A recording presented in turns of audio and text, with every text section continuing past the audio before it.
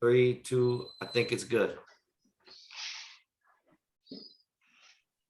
Yeah, so thanks, Johnny. What's up, bro? Yeah, I don't want to get too technical, so I was thinking, how can I, summarize this up and just show everybody without confusing myself also while I'm talking. So I remember the comment I think I made a while back, so I meant no offense by that. Basically, so you guys understand, I told him, I was like, because he was breaking it down to me exactly as he should, right? Because he was talking to me kind of like if I didn't have a screen in front of me, so he was reading to me the functions and how it was put together. And then it's one of those things where I told him, I was like, bro, unless they know how to do this, I don't think they're gonna want to hear this. So we got to figure out a way to deliver that code information to the client in a way where they're able to take away with it and actually do something with that information that stimulates their ability to process the next step and gives Clint the answers he's looking for at the end of the day. But damn that code. Let's go. Yeah. Okay. What I'm gonna do, I'm just gonna show you how the dApp looks like. Yes. It's basically a staking NFT platform. I got goosebumps. Hold on. We should at least wait for Jeremy before you do this. That would be a little disrespectful. If he said he's on in 10 minutes, can we at least bullshit for a little bit before he gets here? Because I feel like that's a big reveal right there. Yeah, I agree. Jeremy definitely has to be in here to see that. Oh my goodness. Because we can't break it to him that moment, what it's going to feel like. And Sammy, this is something you're going to be able to use for the metaverse. And same thing, Drew, for the solar farm. This is what we're going to be able to use. This is the systems that's going to allow us to be able to raise a lot of fucking money. And this is what people don't understand. At the end of the day, it don't matter how good your idea is if there is no code behind it. And so with that being said, this is why I'm telling you guys what Clint is doing, what Freddie is doing in the back end is phenomenal work, because even though we don't have quote unquote the funding, we have a great fucking team.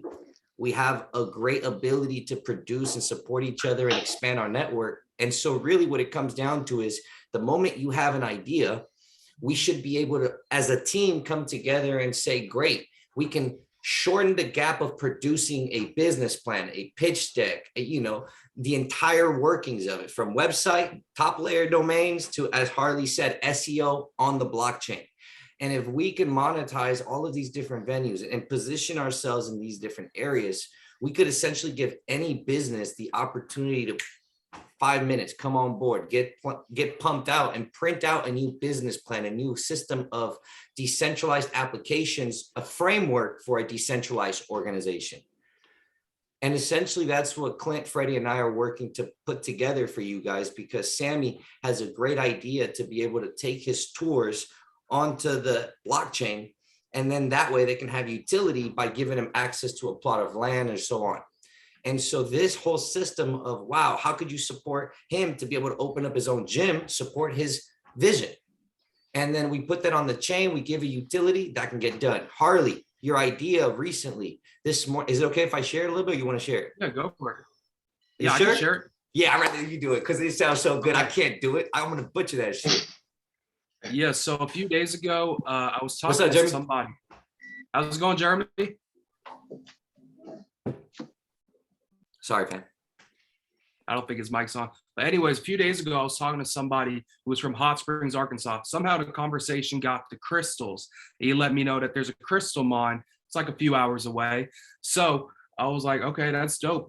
I'm thinking, how can we monetize this? How can we put it on a blockchain? So my mind automatically goes to, okay, make NFTs out of these crystals, send them the crystal, and also get weekly airdrops off of those NFTs. So this morning, I woke up super early, like 4 a.m., couldn't fall back to sleep. So I put on some 528 hertz meditation music. First thing that came to my mind is XT crystals. So at that point, I couldn't go to sleep. It was time to start getting to work. And I got all the socials, I got the domain, I got a logo made. And I'm like, yeah, we're doing XT crystal now. And that's the good stuff. That's not the bad stuff, the good crystals. We're Yeah, talking. good crystal. And so, this is that's the idea. So we tell them the idea. And then the second thing is what makes you different than the rest, right? And I don't mean to kind of lead you that direction, but if you want to go ahead and tell us why the idea was born, like where did you get the idea that you can go somewhere, pay cheap, and then all of a sudden you can flip it? You know what I'm saying? Like, because that's really what gave you the advantage over other businesses, right? Because you can go to one area where you can pay a small fixed fee, let's say $25, and you can get as many crystals as you want. Definitely. Right. So what this does is the scale. Sorry, go ahead. Yeah, go. No, you go on.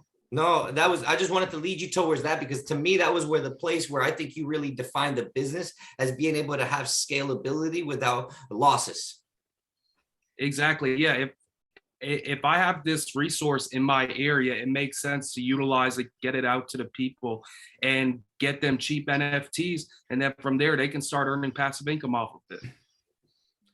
And so, Jeremy, to catch you up, because I know you're coming in kind of like when we started things, and I'm so happy you're on. And I just kind of want to keep talking about this until Lucas gets on so that you guys can kind of have an idea as to kind of what we mean by the ability of being able to come together as a team and then boom, pump out ideas into code and then turn that code into crowdfunding into a brand new business that frees one of our members from the 9 to 5 because they're literally just doing what they found to be a good fucking business that kind of brings them joy.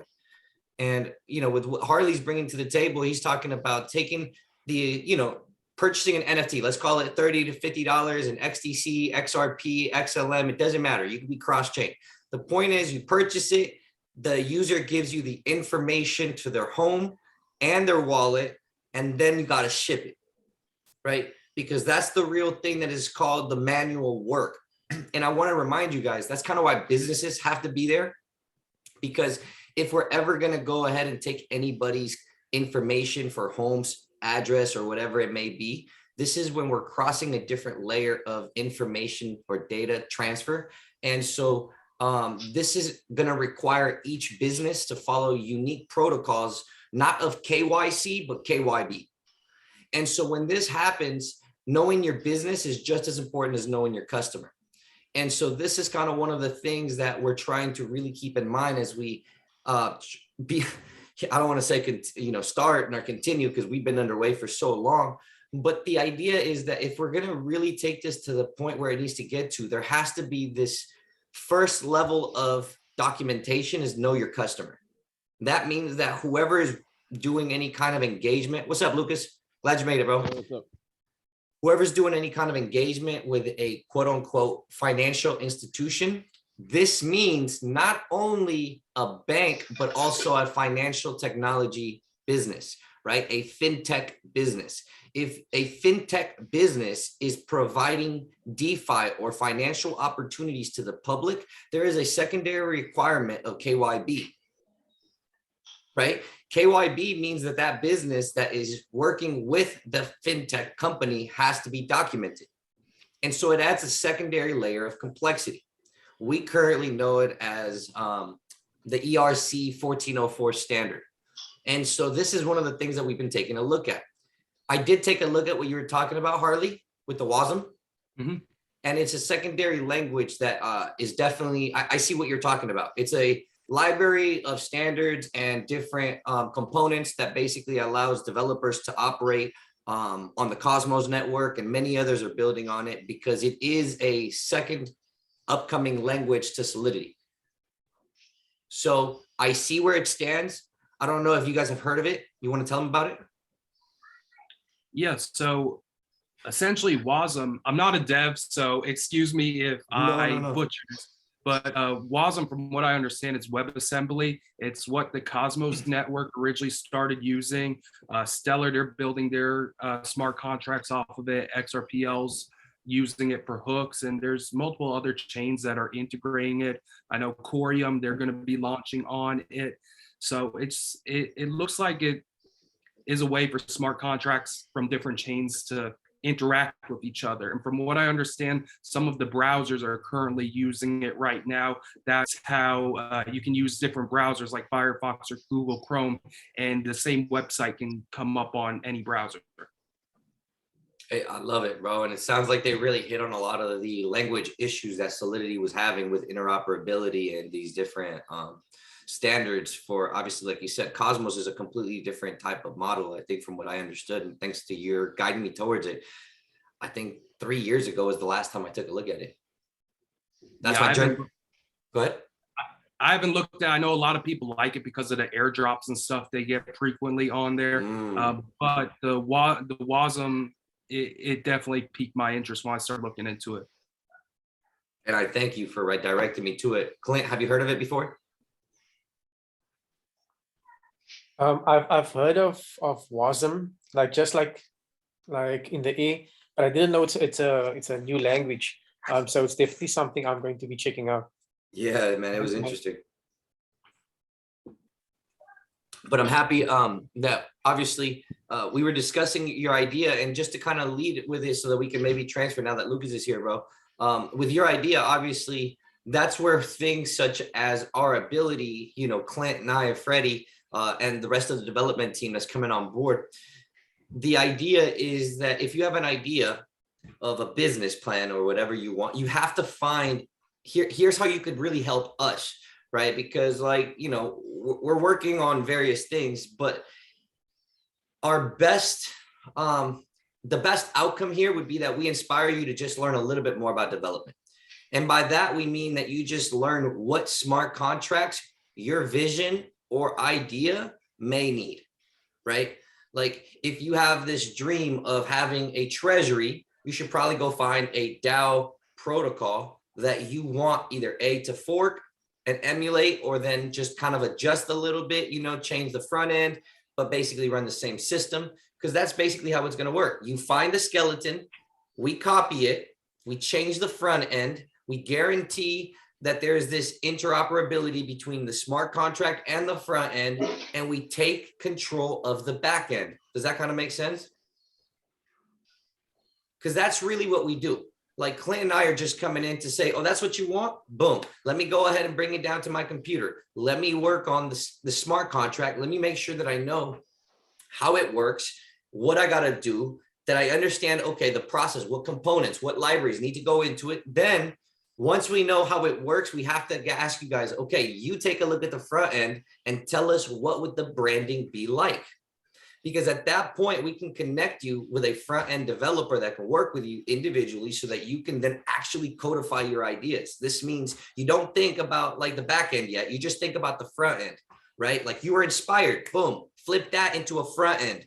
Once you flip that into a front end because you thought about the back end contracts, right? Like, you don't got to deal with that BS. You just have to tell us which project is already out there that simulates what you want. That's how you can make our life easier. Then you decide on the front end. And then once that's done, we can actually get it done, because it's going to take us about 3 to 6 months. I think Harley and I worked out the process today to put us in a financial pitch position between 3 to 6 months. And that's kind of the framework or the time frame that I gave the solar company from the moment that we came up with a proper business plan. And so, is this system of codifying your ideas making sense? I don't know, Clint, is there anything that I might have missed? No, you hit it, you spot on, Johnny. So no, exactly. It's literally just the important thing is finding the smart contracts that we want to use.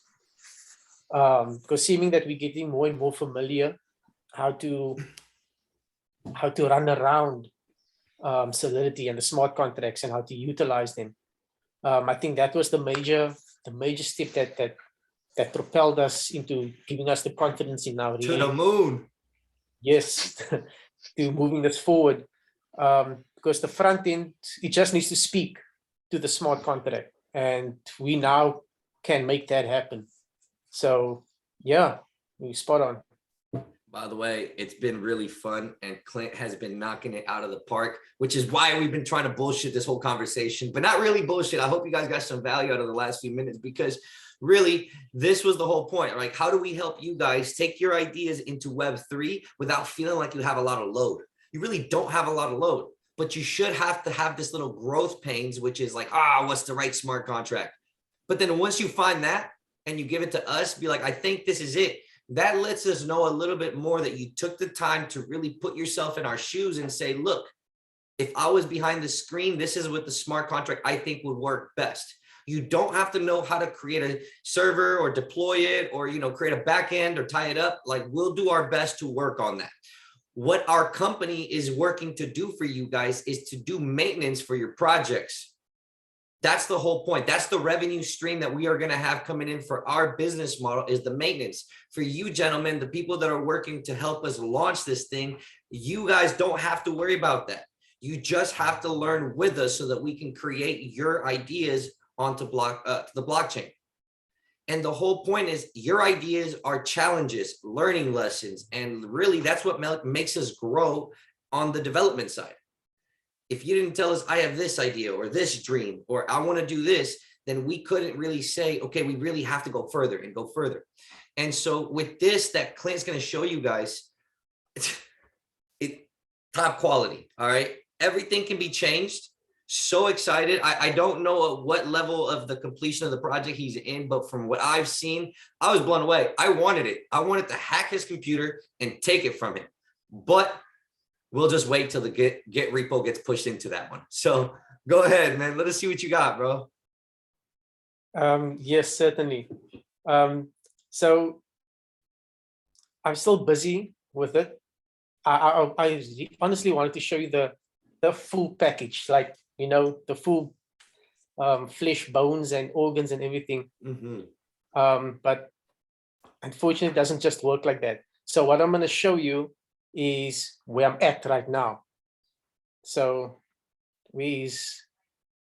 as usual, too many tabs open, guys. Just give me a moment. All good.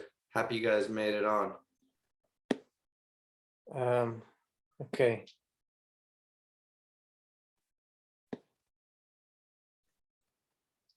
So if you guys can see this over here, yeah. What I actually wanted to show you was the full. Okay, let me just talk about this first of all. Let's just get that down. So what this is, it's a NFT staking dApp. It's an end-to-end Web3 dApp that talks to the blockchain. So it will talk to either Ethereum, Matic, the Polygon, or the XDC network, the Zinfin network. This is still on testnet. So everything that's being done here is on the testnet, but it's just a matter of switching out the code and saying, hey, I want us to go on the live net, and boom, then you must start paying real cash, which is not ideal to do on testing. So basically this dashboard displays, what it displays is our Web3 wallet address, and you can mint up to about 5. Sorry, I'm just checking something out. About 5 NFTs. It's kind of like hard coded into the code.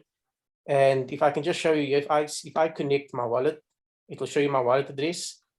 And let's say I want to buy 3 NFTs. And I say mint. We currently have 18, as you can see here. I've bought like 18. Johnny's bought like 1 or 2. I got 5, bro. What you mean? Don't hold out on me. I'm getting and my I bought another rewards. couple of others with my other wallet. So if I say buy more, my MetaMask will pop up, and let's just give it a moment. Can't actually see what's going on here. By the way, guys, I'll take the time, since you're going through this. We're going to be doing most of the testing right now, either on the Polygon network. Actually, that'll pretty much be only on the Polygon network. I think most of the projects will be able to deploy first on there cheaply, no gas fees to mint out, to deploy. And then literally for us at that point, once everything is working on the back end, then we're going to migrate the entire code. Boy, that's going to be a fun one. And so we're going to go on to the XDC. And so it just has to be one of those things where I think what we're learning is that as everything is being built, it's actually not that hard as, I think, what was it, bro? Just changing three lines of code to change the network? Yeah, basically that, yeah. Yeah. But it's putting all the contracts together that's a fucking headache. right? Like you got to put, the smart contracts together. They all have to be running within the same website, top layer domain. So everything has to be governed by the whole thing that is the same. And then at the end of the day, it all has to be connected from one to the other where the information gets stored on the same database. And to make an ecosystem, one code has to be used to give you access to multiple things. And so that's why what Clint's doing here, there's actually so many parts that I like. And in case he forgets, I'm going to remind him. But this shit's fucking dope. Sorry, guys. If you saw the back end, you'd understand. I'm gonna give them a taste into the back end. Don't tease him. Hit him. So let me continue here. So I'll say confirm. I'll shut up. And then obviously it's not refreshing because that needs to be coded in, and which has not been done yet.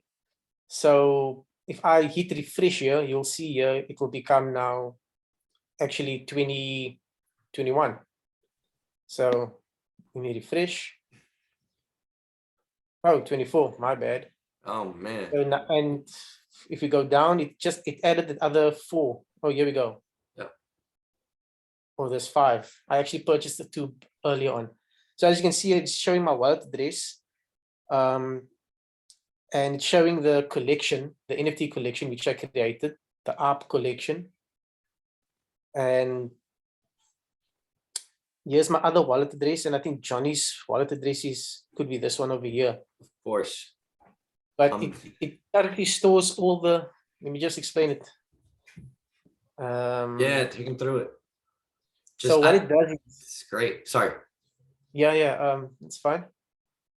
So it will basically show how much NFTs it costs, and how many NFTs have been minted so far from all NFT owners.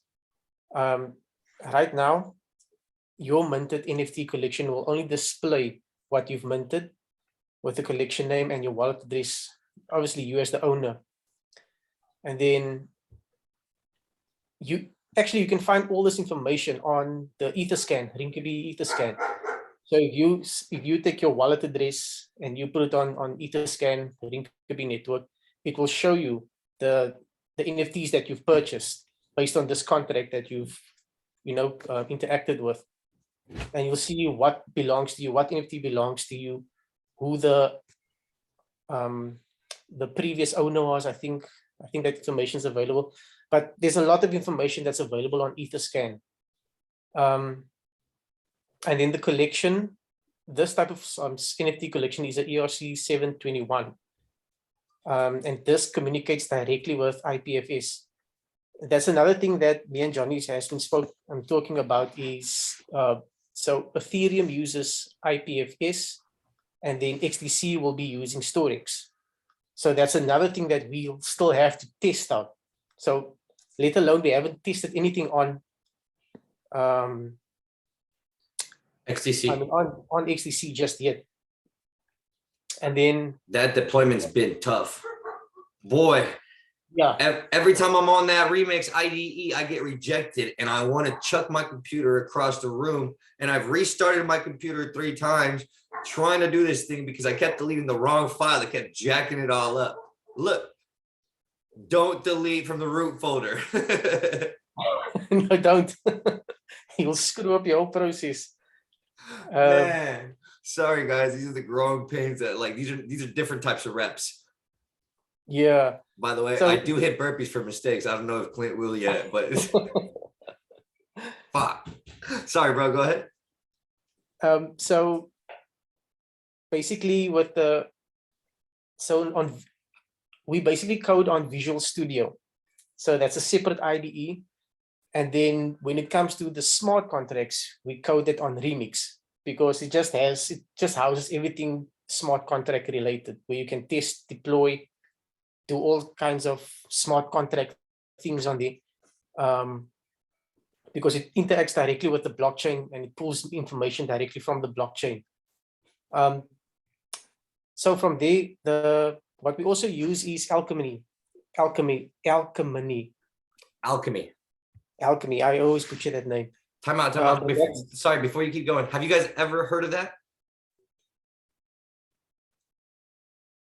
I know what Alchemy is. I don't know what the app or whatever the developer Alchemy is. Alchemy, yeah, it's on the development side because this is huge, guys. If you guys don't understand, this is kind of why I want you guys, and I apologize to interrupt you, Clint. I know you were about to say, but this is the stuff that like I want to just jump in and give value to because he's hitting you with some gems. So make sure you catch it. Sorry about that, bro.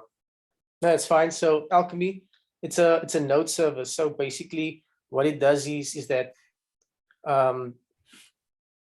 it your smart contract, it allows your smart contract to be notified when the miners are basically like, like the miners will now see your smart contract as active and as legit. So that's basically what the Alchemy node service does.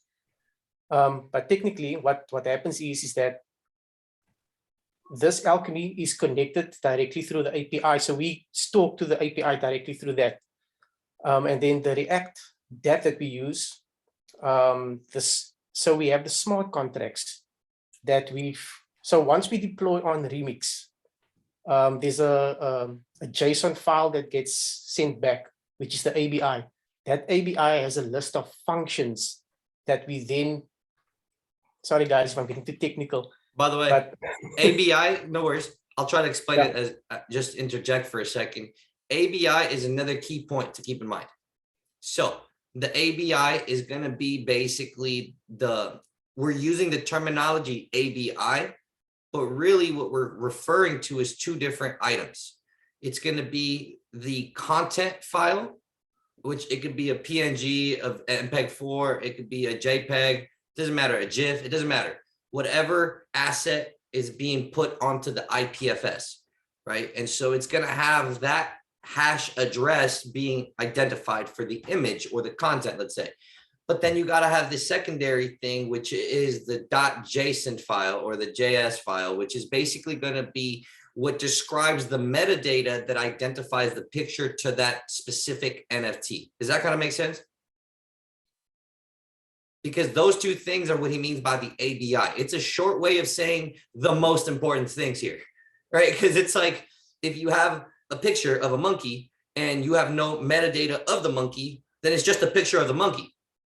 And so the thing that makes it unique to your whatever business is that metadata of the monkey is going to say white hat, horns, orange background, green background. It's going to say these things on it.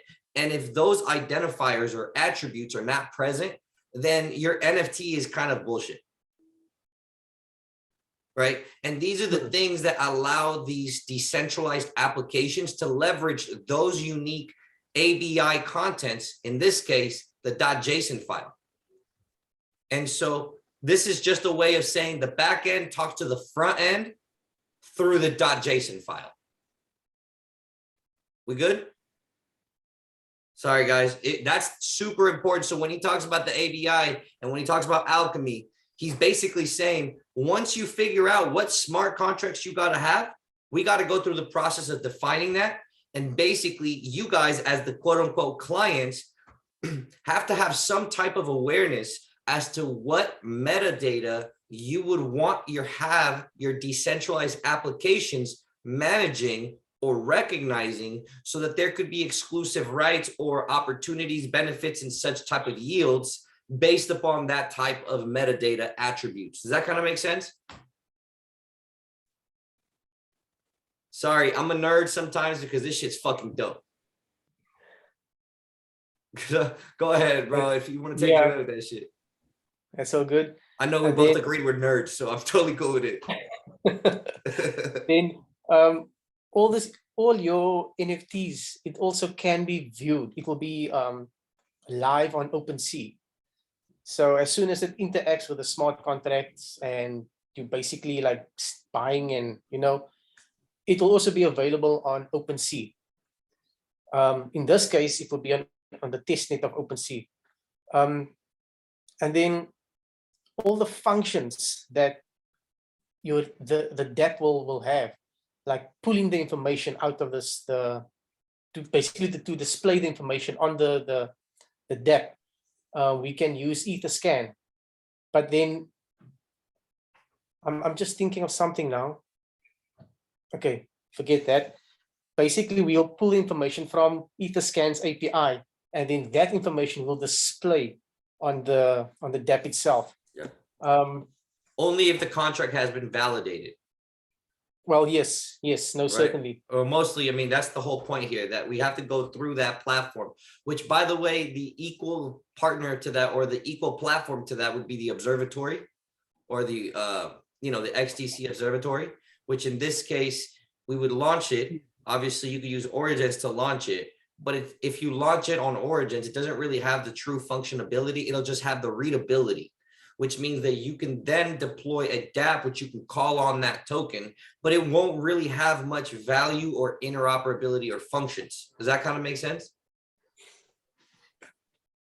Perfect. Sorry about that, because I know you were going, and if we can give them the, okay, well, if I had to think on my own chain, let's say that we deploy on Polygon specifics, Cosmos specifics, there's going to have to be a unique scanner, because it could be the BSC scanner, or it could be, the Mumbai scanner for the, for the Rinkeby scanner, or whatever it's called. The idea is that each chain is going to have its own scanner. You have to have your own profile on there. And the reason he's going into all these things is because there's two things you could do in life, right? You could pay somebody to do shit for you, or you can learn how to do it. And the idea here would be that you guys learn how to become your own managers of your own code, right? Like, that would be ideal. You don't have to know how to create, you just have to know how to manage. Like, you got two choices here.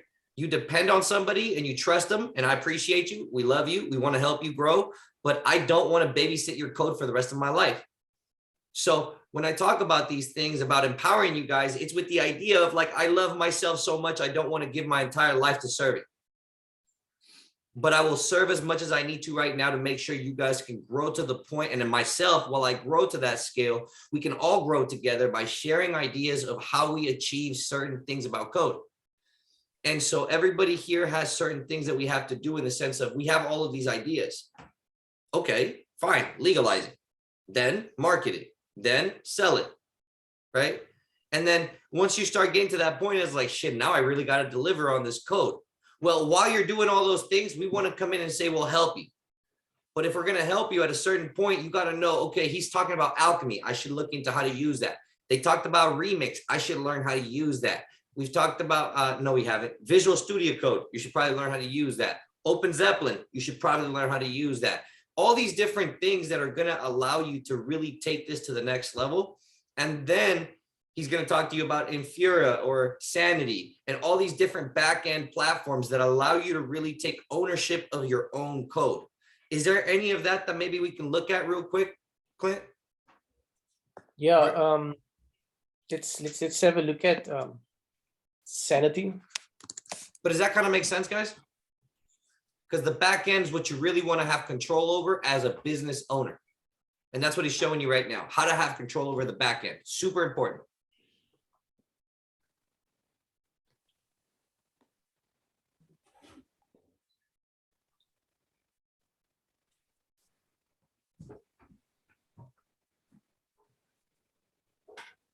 I'm just looking for one that we could be this one, just to give you an idea. So, I mean, not to bore you guys, but it can get very technical, because each API and the data that you've added here in Sanity has to be embedded into your code. So at some point you have to use this, and it needs to connect to your code. But as Johnny said, it's actually good that you familiarize yourself with the process, and because it is what it is empowering you to understand Yes, sir. the code itself. So I mean, like, if somebody else comes around and they want to, like, talk crap about like how to really do certain things, or like maybe like to bullshit you, then you can actually like see that this is like this person's talking crap, or you can maybe like say, no, I don't want to go that route because I actually needed to be on sanity.io because of such and such and such, so I just want to show you quickly here. So this is like a backend where you can actually add your users. So for example, if you have an NFT collection and you get like 100 users, that 100 users can be listed here. And then I just need to find it. Where is this? Or let's say products, those products could be listed here prior to being deployed. So what this means is you could take a shirt collection, put it on these back end applications, and through the schemas that we determine pre-launching the code, we can actually implement all the attributes that you're looking for, the metadata. We can implement it into the code or the smart contract prior to deploying it. And so by having the opportunity of setting the backend first, you allow us to have certain schemas that we can leverage inside the code to create the smart contract, which then allows us to then be able to deploy and test it based upon whatever items you've already inserted. And so this is a way of doing it pre-business launch, right? We're talking about basically what Clay and I are showing you guys here, but just to keep it stupid simple. You go to Fiverr.com and you say, I want to hire a developer. You don't know what the fuck they're going to do. You just hope it comes out. Now, this is what we're showing you, what the process is to create these things, to guarantee it comes to a certain level of quality or at least security, right? Because before quality is security, in the sense of quality is what the front end is going to sell millions, but security is what guarantees that money is safe. And so for me, that's the most important thing when creating a decentralized application. And Clint and I are just really giving you guys the meat and bones of how it's all really done, so that if you ever go on Fiverr, you don't just go ahead and hire anybody, because we don't know who's going to watch this, but we do know that there's a lot of people saying, I need help and I want to take my ideas to Web3. And at the end of the day, if your developer is not giving you information about this, then guess what? Clint and I, we want to work to build a new type of relationship between clients and developers, because that's what's been missing, this interrelationship of, yeah, break it down from the complicated concepts to the simple concepts. Okay, why do I need to know this? Okay, how do I take ownership? Okay, how do I manage it myself? Okay, if these things could be done, we inspire, let's say, athletes to become developers. We inspire photographers to become developers, real estate agents to become developers. If everybody can complement whatever skill with some code, and we put them together, they can actually be self-sufficient. That's all this is about. And at the end of the day, Clint and I are working to figure out what the fuck you shouldn't do, how much money you shouldn't spend in doing the wrong things, because we've done it. I know me and Clint went through some hurdles trying to launch this before the 22nd of February, and that was the funniest thing ever. But it was such a blessing to go through those things, because we've grown our bond stronger. You guys have seen what Clint and I are willing to do. And all of you guys have given us support through all of these learning curves, because at the end of the day, yes, Quincy will have our back, but we can't depend on them, because they do charge nicely for their time. And at the end of the day, if somebody charges a fixed amount of money for their time and they're not in it to go ahead and literally see every step of the code, but are in it to become quote unquote a mentor, just like we are to you guys, in the sense of just do this much and then we'll talk again, just do this much and then we'll talk again. Because what they're looking from us now at this point is to audit our code. Does that kind of make sense? This means that we have to literally say, okay, well, what's going to be our code? And so what Clint is basically showing you guys, and what I really wanted to get across today, because there's a lot of really good stuff, and I apologize because I'm going to give it back to you in a second. I'm going to go back to the structure before Harley pulls my ear. The idea is that we do have this goal of being able to basically give you guys a true understanding of how it's all working, because we are not going to build your project. We are in the sense of like, you know, build it from scratch and then you just happy with it. No, no, no. You have to create your own business. You have to create the own metadata. You have to create the understanding of the code. You have to work alongside with us. We are doing this as kind of like, you know, our internship. We're learning. We're working for nobody. We're working for you guys. We're working for ourselves. We're trying to just learn. And if you could be patient with us, we have to create what is called a framework for developing decentralized autonomous organizations. That's it. There has to be a new system where it's about the user experience, not about the monetizing of the user, or not about the quote unquote voting only, or quote unquote investment decisions. Because that's where I have the biggest problem, that there isn't a system that develops an ecosystem where it's not about the investment, but about the person. It's called incubation. we are a DAO that focuses on the incubation of its members before the value could be made on its own self. Simply, the reason for that is that if we were to just launch a project right now, there's going to be a lot of hurdles that we're going to see. And so what we're saying is we want to give ourselves until the first of the year to launch on XDC so that we can learn as many things as possible. And as we take this time to learn as much as possible, really define the code, that doesn't mean that the system can't operate on the back end on Web 2. And maybe this is kind of what we have to explain to people, because a lot of people don't seem to understand how Web 3 is kind of like a migrationary process. It's kind of like this transcendence of information where you first have to take an idea and apply it on Web 2, incentivize people to finish X, Y, or Z, and pay them in crypto for doing it. This is a manual shit. Like, you just send money manually without having code behind it. This is called the period of testing your idea.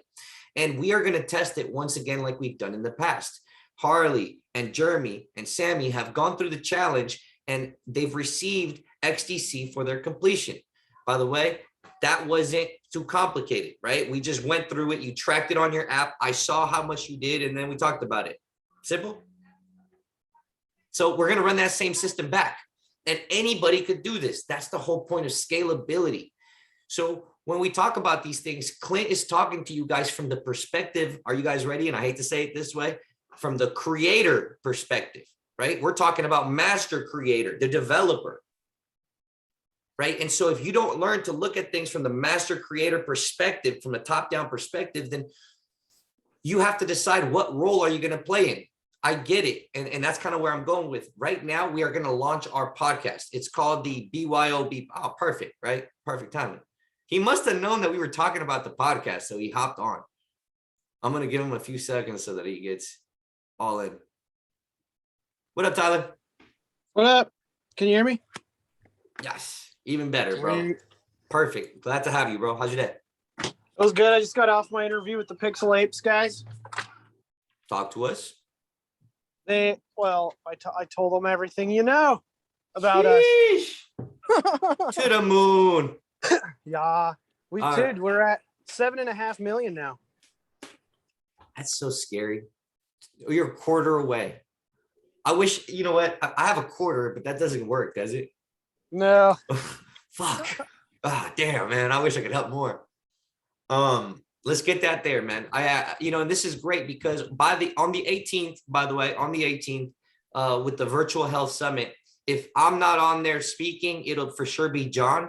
Right now, we're in the process of me getting validated by their team. So I was in contact with them this morning some more. John put in the ballot saying basically I'm involved with this project and we're basically trying to get it out there. And so Sea Monkeys will be getting a lot of exposure on the 18th when we talk about fractionalized ownership of masternodes. So that's the point where you can guarantee a lot of attention coming from really high investors like Baron Davis. And obviously we have MDs that are involved with a lot of the universities and the FDA and all these different things. So this is the platform that changes everything. And so for me, this is pretty much, this is the game. And so if we show up, we bring what we got to bring to the table and everybody understands how we scale things. It's easy. Yeah. So with Tyler bringing a lot of this effort on that movement, what else do you guys think that we could do besides the Virtual Health Summit to push Sea Monkeys forward so that we can get that last quarter? My approach now, man, seems to be break through the XRP community because they're the ones that they have once they see it in XDC, I think it's the people that still think it's a scam. There's still that crowd that follows the fake influencers, and it's like, show them this isn't, and then show them what it is. I think that's the biggest barrier as far as that goes, because the XDC community is already it's still kind of small, the people that are legit in it. So that's basically all I've really broken into. And I think that's probably the route to go because XRP army is huge. Hey Tyler, I've got some connections to the XRP community. I have XRP Jenna, and I have hold on. Yeah. And then I have this co-host for Good Morning Crypto, who's a huge XRP nut. and I can get you guys together. Definitely, dude. I'd love to do a show or spaces or interview or however you guys do it with. As well, would you like to do something with Treasury? from Yeah, XRP? totally. I'm in contact with them almost on a daily basis anymore. So One of I've the seen a little things- bit about their project. It sounds good. One Yeah, I of the like things that that sorry about that. Go ahead. Yeah, I like that incorporates education as well, blockchain education. So that may be a perfect partnership. yeah, I think they go hand in hand with Health Bank, like with the education and just getting people to learn all the same stuff. I love it, bro. But they Thank you offer for- courses that they pay out in their token. So Yeah. there could be something cool to do with that too. That's great, bro. Thank you for letting us know. I was just telling Harley I was working for a few hours last night trying to finish, not finish, but understand how to actually start playing with the block degree contract, which was driving me fucking mad, which is great. So if you have a friend that can actually go ahead and guide us in that direction a little bit forward, I would love it. But one of the things that I did want to bring up, Tyler, that, you know, what this means, should we get you all of this attention, which sounds amazing, and I have no doubt it'll make it happen, is that the migration process is going to be the next point of to give attention to, right? Which is basically all those holders or individuals that have ownership now have to be either A, notified, or B, they have to agree to a smart contract that engages them with the functions of what you've described on the pre-sale or the crowdfunding. Exactly. Yeah. What are your ideas to do this? I'm gonna mint an NFT and airdrop everybody no matter what. That's definitely gonna happen. So basically, once we have actually all the details, I'll include like the links and stuff they need in the description. There's gonna be a Discord announcement, Twitter Spaces announcements, and if there's any avenues of places that are outside of there, I'm probably gonna reach out personally to people because I've done a lot of personal like non-crypto people. I'm going to talk to them and walk them through it as well, so everyone can hopefully be reached. I'm not sure if we even have any anonymous buyers. I mean, like, you know, like secret buyers I've never met, at least, or talked to, or been through our Discord. And the only reason I said it, I guess you weren't here, but this is actually where Clint is at right now. So that's kind of why I wanted to loop it back. If I could kind of like, I don't want to play with the conversation too much, but I wanted to loop it back to what he has there, because Sanity is basically a CRM system. And so what we basically need to do is have you sit down in a way with either get the address from everybody or collect every address that you have and we add it onto here. And we kind of just either A, could have them even just click to connect to a website. You know what I'm saying?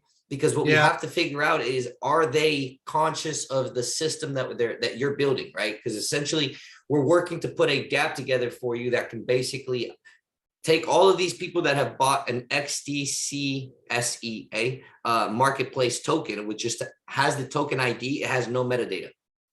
And I think that this is where me and you have talked about it. And I just want to make sure that these guys understand kind of how this migration process could work, because we all have to come, number one, to agreement. Jeremy's taking notes, and everybody else that might be taking notes might want to have some clarity on it.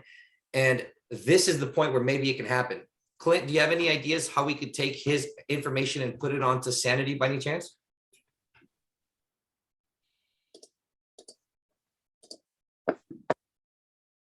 Sorry, I was on mute there.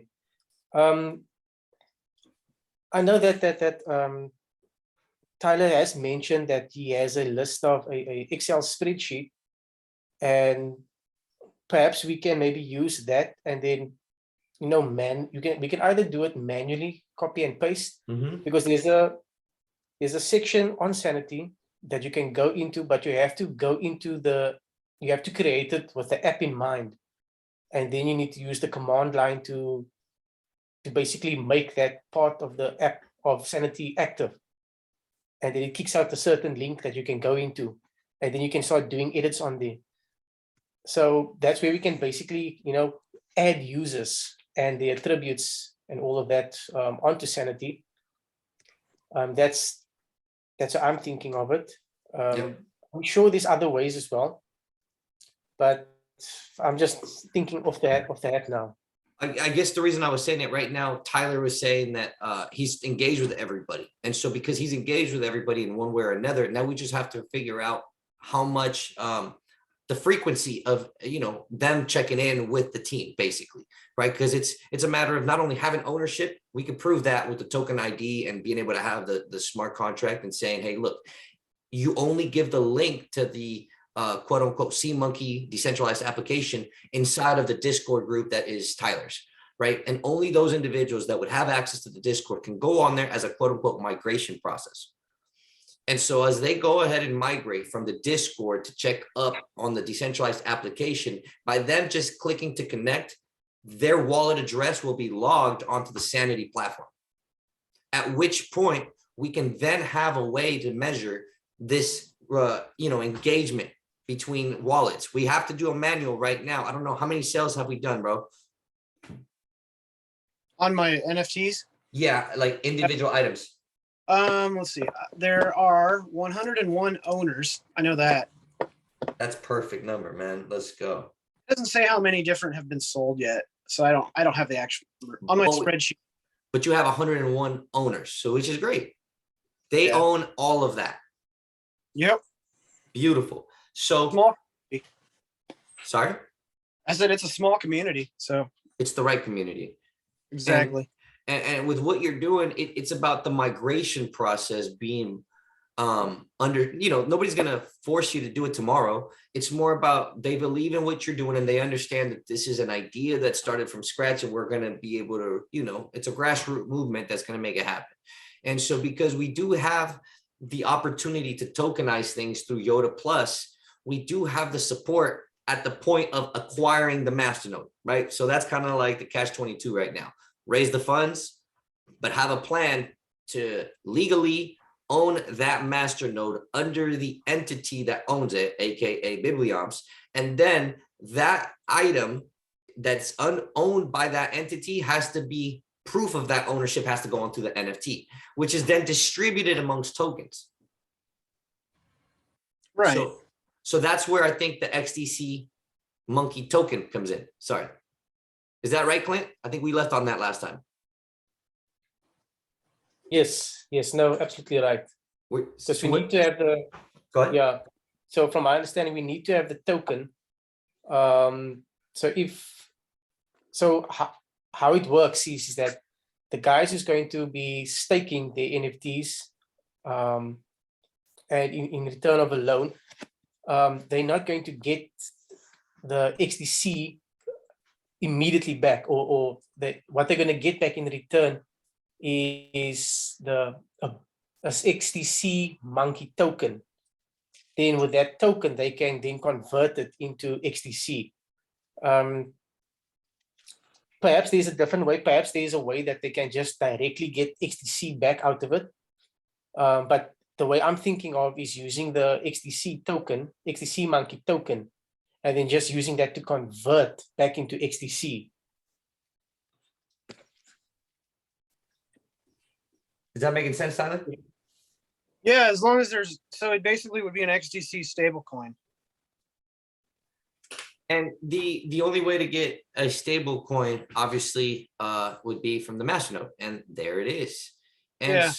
so the thing about it is that minting process, it, you know, how you put the functions, because you weren't here. Can we go ahead and show him the app just to kind of make sure that he get, I'm sorry, Clint, to pull you around, but we were That's fine. I actually showed him yesterday perfect.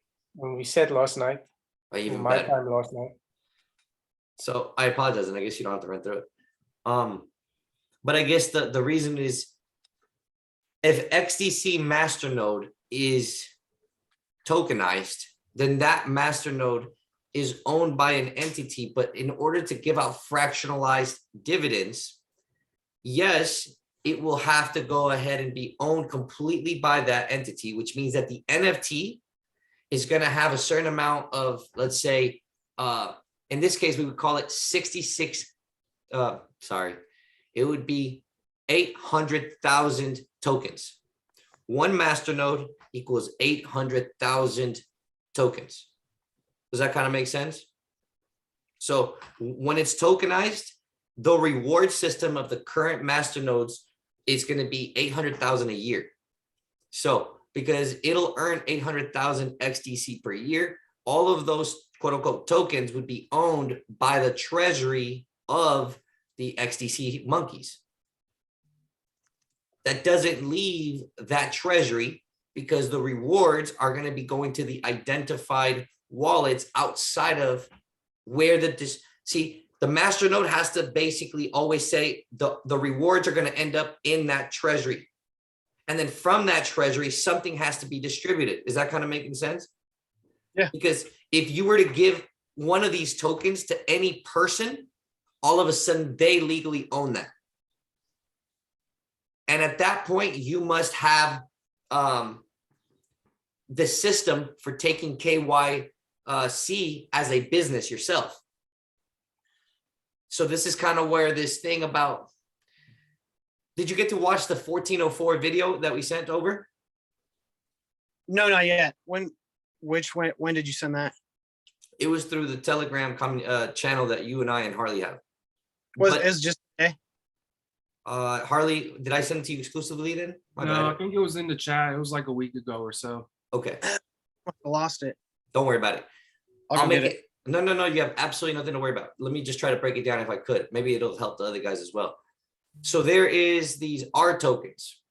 There are these ST20 tokens, and then they came up with the ERC 1404 tokens. And these are just standards for legal or designation of security tokens. And so what we're facing right now is this concept. Think of it as a model. All right. And so can you go ahead and hop off for a second, Clint? I think I was ready for this part because this is the most important part.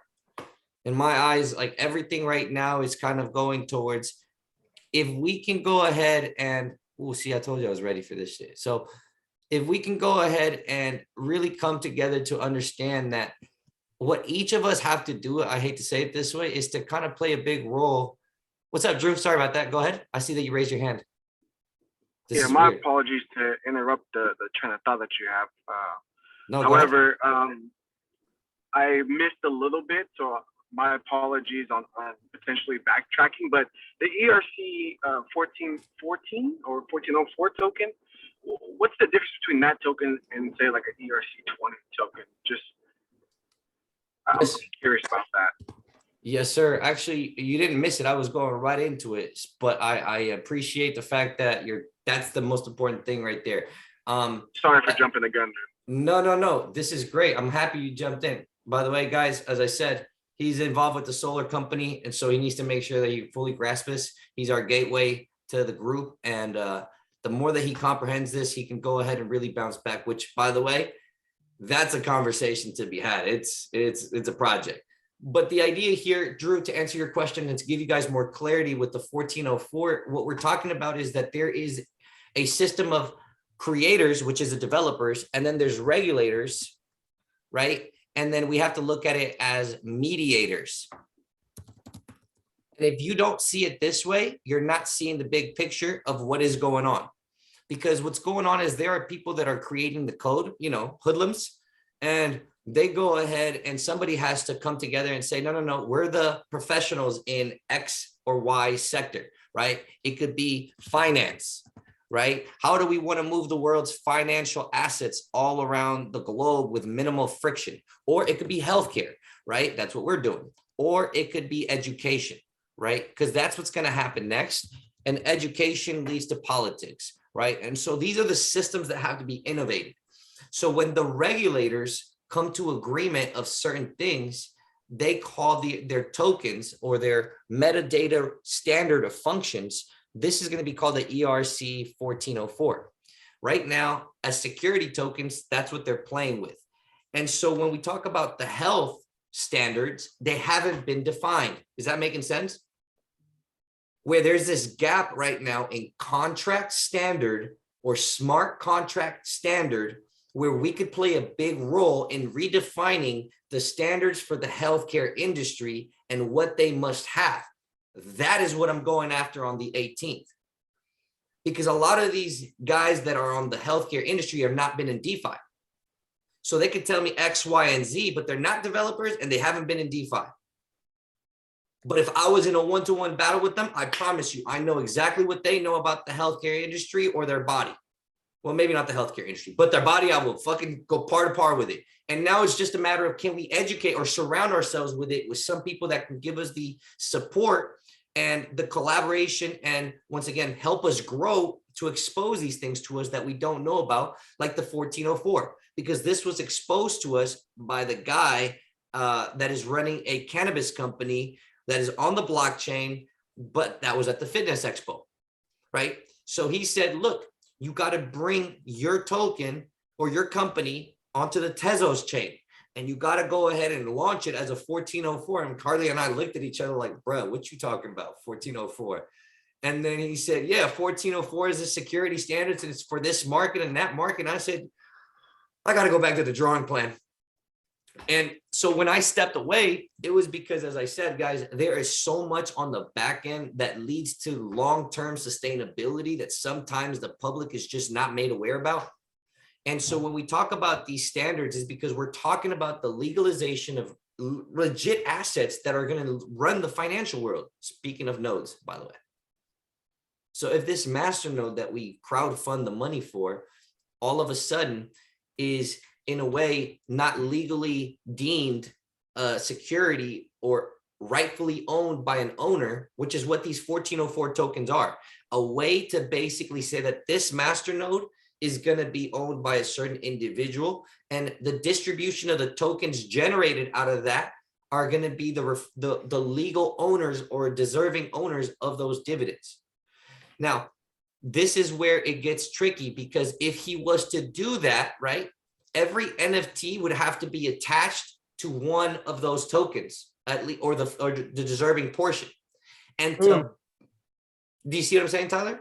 Yeah, so like Prime Numbers stakes their token on their NFT. We could make our NFT stake those tokens so they're connected to the NFT at all times. You could transfer the NFT and all the tokens with them. But you have to do it through our KYC dApp. So you can't just sell it to someone on the street like Kim Jong-il. Well, what I was saying is that because you understand this issue, the position that you're playing, going back to roles and identifying those positions, is that you're not a regulator. You are a mediator, which means that you are going to be the person, the decentralized application that provides this gateway for these people. And so because you're the dApp that's going to be down here, essentially what has to happen is that you now have to make sure that the ownership remains in your hands. Let's say that, you know, SeaMonkey Treasury, XDC Monkey, and then I misspelled that. Sorry, that was a money key. That was exactly what that was. Treasury, money key, right there. So K is silent. what's up? XDC money. XDC money. Yeah, there you go. That's something next. So the treasury would actually hold all the tokens, Terminator. Holds all 1404. And if it was to hold all 1404, you then have a decentralized application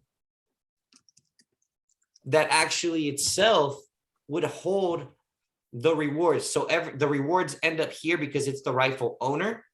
And then it has, in a sense, a swap, in a sense that the XDC or a DEX feature, right, where you basically take those rewards and, or not, I guess you don't call it a swap, but you just redistribute. And so this is the third party. I think, Clint, you were talking about this the other day, where it was the third party taking over the responsibilities. I'm sorry, the dApp becomes the third party responsible for the finances, right?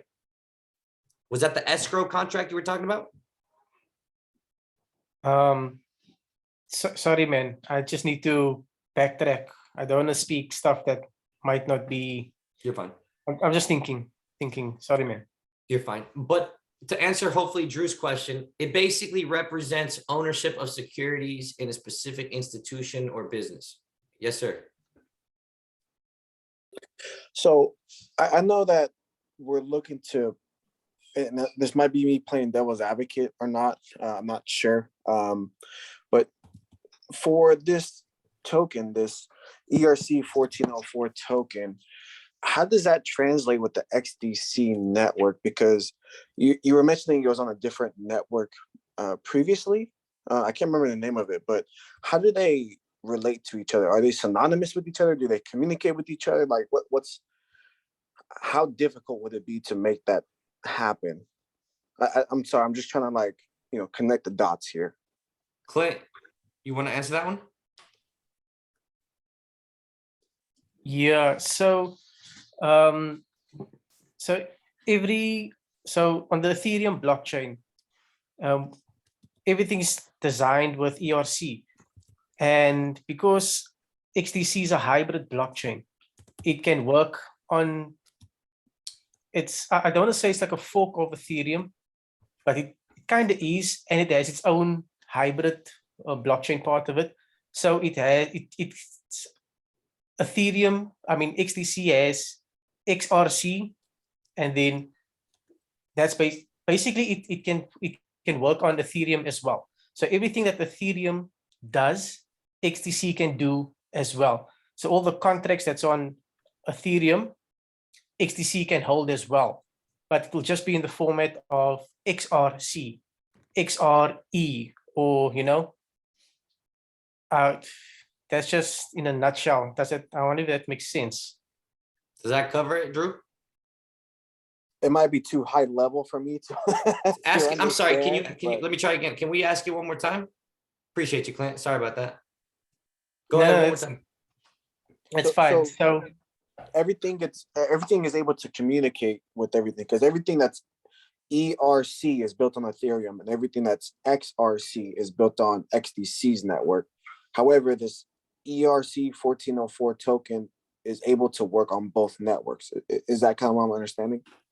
Yeah, so look at it as, so whenever a new standard for contract design is made, so contract structure is really what we're talking about, right? Because when you are writing the smart contract, you're going to give certain functions or ownership rights or transfer rights or whatever the standard may be for the industry. And as of right now, the ERC20 is the standard for transfer, minting, and burning.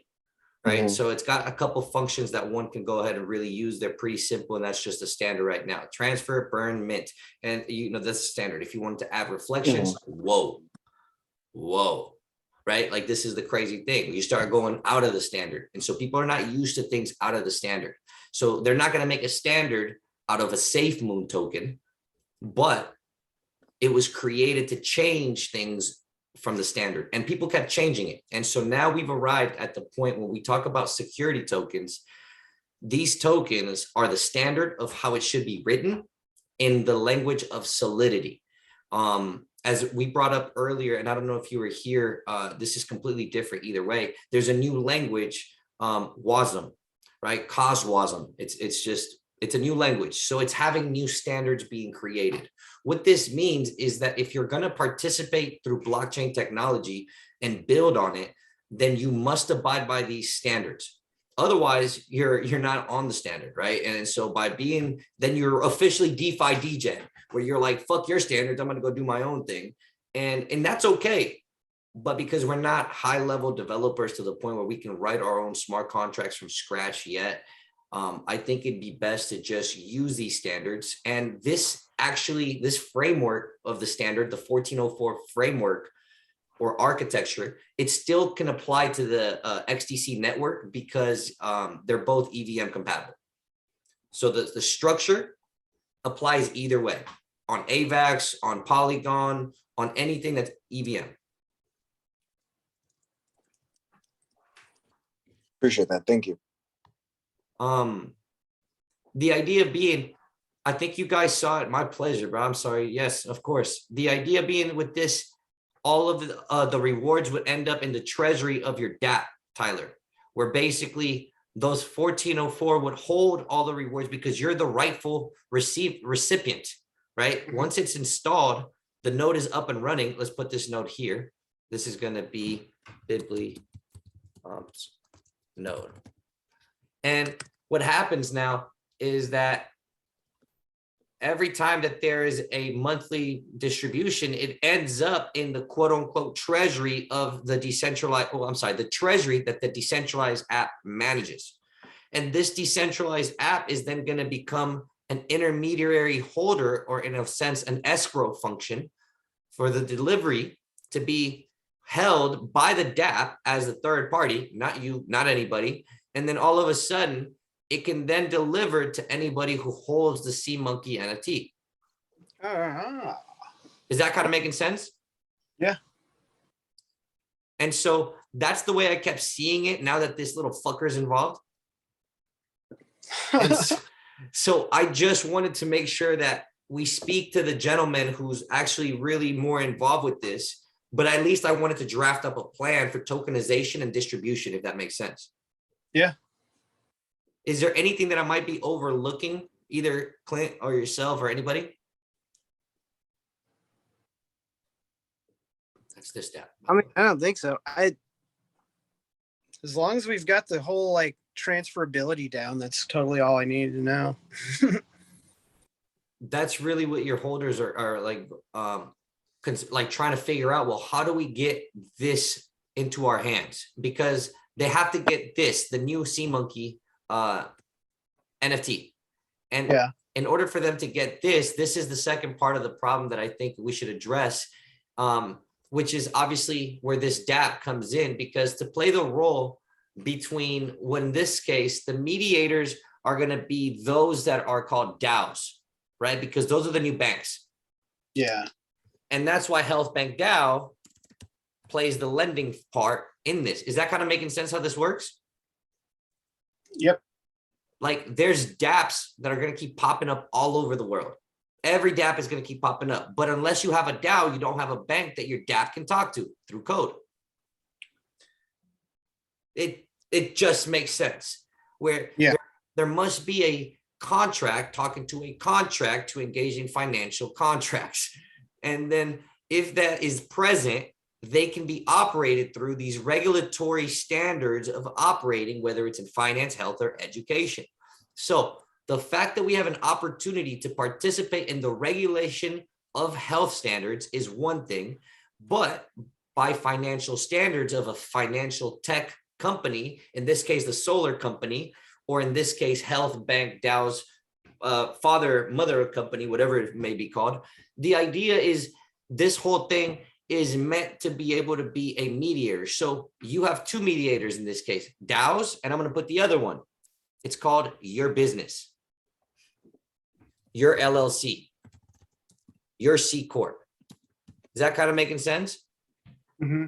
Where all, and you did that, Tyler, beautifully, but hopefully, you know, whoever is able to catch this piece of content can also go ahead and say, okay, yeah, the banks are there. I mean, the DAOs are there as mediators, but really it's your LLC that's the mediator, because then at that point, your LLC becomes the creator.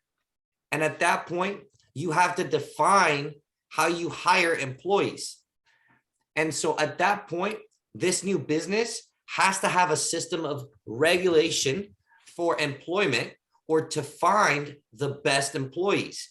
At which point, then you have to find managers, right, who are going to be able to scale your entire platform. And hence, the entire thing about creator, regulator, and mediator still applies outside of the big picture.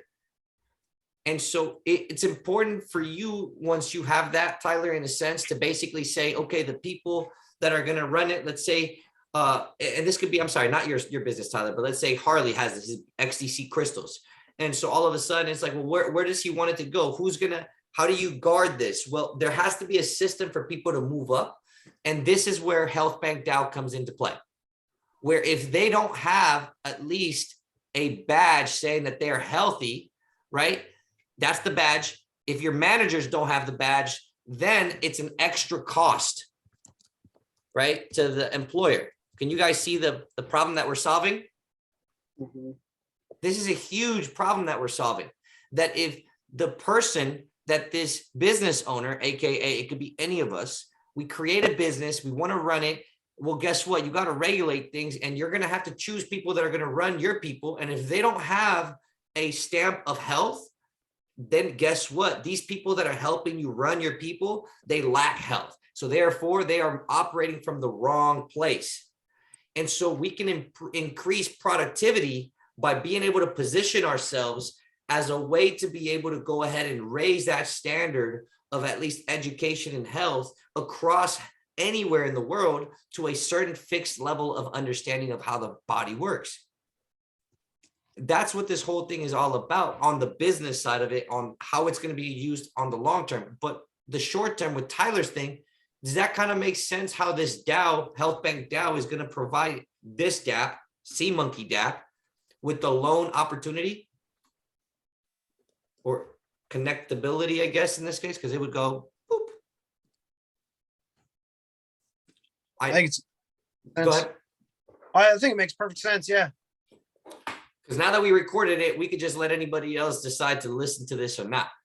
Because that's up to them now if they want to understand it. Because really, the only way this is all going to happen is the fact is, I don't know anybody else that's tokenized a node. Has anybody found out about them? Because we could ask them questions. Nope. There's fractionalized, but not like tokenized. And that's okay. If they fractionalize it, what do you mean by that? I think they used NFTs. I mean, it's technically a token, but wasn't it? You're the one that sent me. They did fractionalized strong nodes, didn't they? Ah, you're talking about Fractio. So my question with their project was always in this, and this was brought up when Clint and I did the Crypto Zombies platform. The ownership rights, or the quote unquote, who's in charge of running the entire ecosystem, is a position that should be dynamic.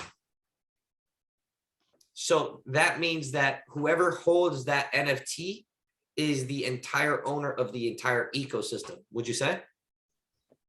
And by the NFT, I mean the NFT that signifies ownership of the masternode. They would, well, like they own their part of it. No, whoever owns the NFT that has the binding paperwork to the asset. Oh.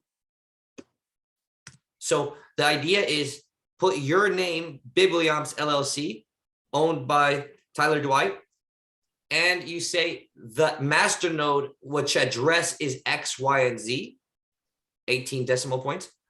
They connect, and now they are legally yours because of the NFT that you hold. Does that kind of make sense?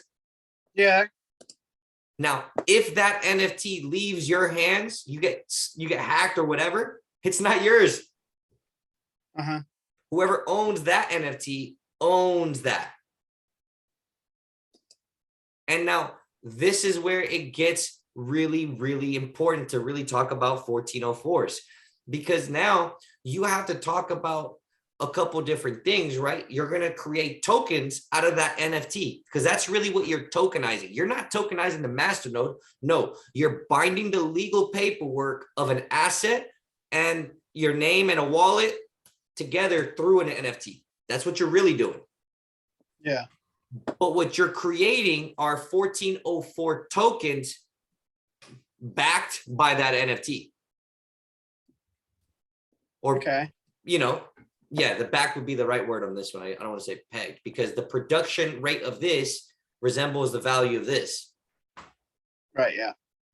And so it's kind of like a weird situation that not a lot of people have jumped into, but this is why I was saying that, with your project, you're going to innovate the entire DeFi spectrum, and you're going to literally allow us to then start taking crowdfunding vehicles to a whole new level. And so this is not a bad thing. It's just the situation that we're blessed to face together.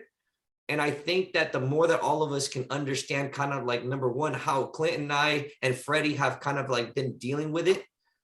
But two, now if you guys know anything or anybody that can always bring value, like you were saying, this, was it the XRP treasury people? And I think Jeremy mentioned, XRP Jenna and a few other people that you guys know. I mean, we've never launched a project, so it might be worth talking to them. Yeah. And I know you guys know a lot of people, so this is kind of why the podcast is so important. Sorry, we finally get to the podcast point. with the intention of saying that we need to bring some of the brightest minds into our circle before we go ahead and deploy this contract live, so that we can at least guarantee a few areas of protection or enlightenment, Right. Yeah. How do you guys want to go about this podcast? Which, by the way, before I move forward, I know Drew, did that kind of clear up your questions all the way though with the 1404? Definitely did. Thank you guys. Perfect. Does anybody have a question about maybe this process of Tyler's situation, or creator to regulations to mediators, anything like that? Because this shit is weird, but we're doing it together, guys. And the more that we just talk about it, like I said, this is brand new information that I think the public doesn't get to hear about, because maybe they've been working with really, really smart developers. We are not there yet. So because we haven't figured it out yet and we're on the way, I'm going to get off of this one.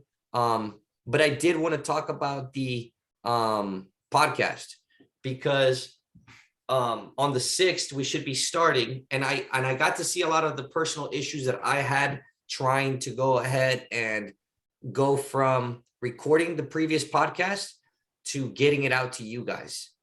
But I wanted to hear maybe what you guys' thoughts were about what we should do for the podcast and stuff like that, because I learned a lot from the last one, but I'm all ears.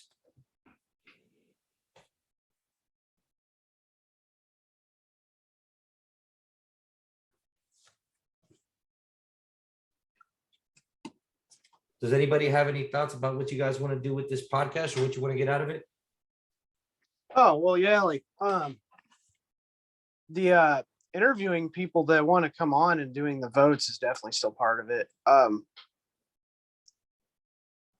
I think pushing what we're doing, like just more like a kind of a regular public, different alternative place to push what we're doing. Educating people as well. There's a lot to this. It's just like, you look at it and you're like, there's only so much you can hear about at once. And like, if you only talk about a little bit at a time, it's kind of like, okay, there's that. And then like, 'cause you can spend like 10 minutes talking about just the simple incentive-based workout stuff. And then like, no one has any idea about the rest of it. 'Cause we have so many videos of it, but spread out. So like, maybe like coming out with like regular kind of like intervals of just like updating what we're doing in each direction would be a cool idea. And that's why you mean the podcast is going to play that role of updating him, right? Yeah, it could definitely help. At least keeping it regular. If it's weekly or bi-weekly. Well, and that's really where this really comes down to the input of all you gentlemen, and just saying, look, we are either able to do it or we're not. And there is that idea that there is nobody's created a DeFi podcast, right? Like that's basically what this is, a DeFi podcast, where basically you get to go ahead and listen and vote, but your votes are being stored on the blockchain. Now, this is revolutionary, guys. I don't know anybody else who's doing it. Do you?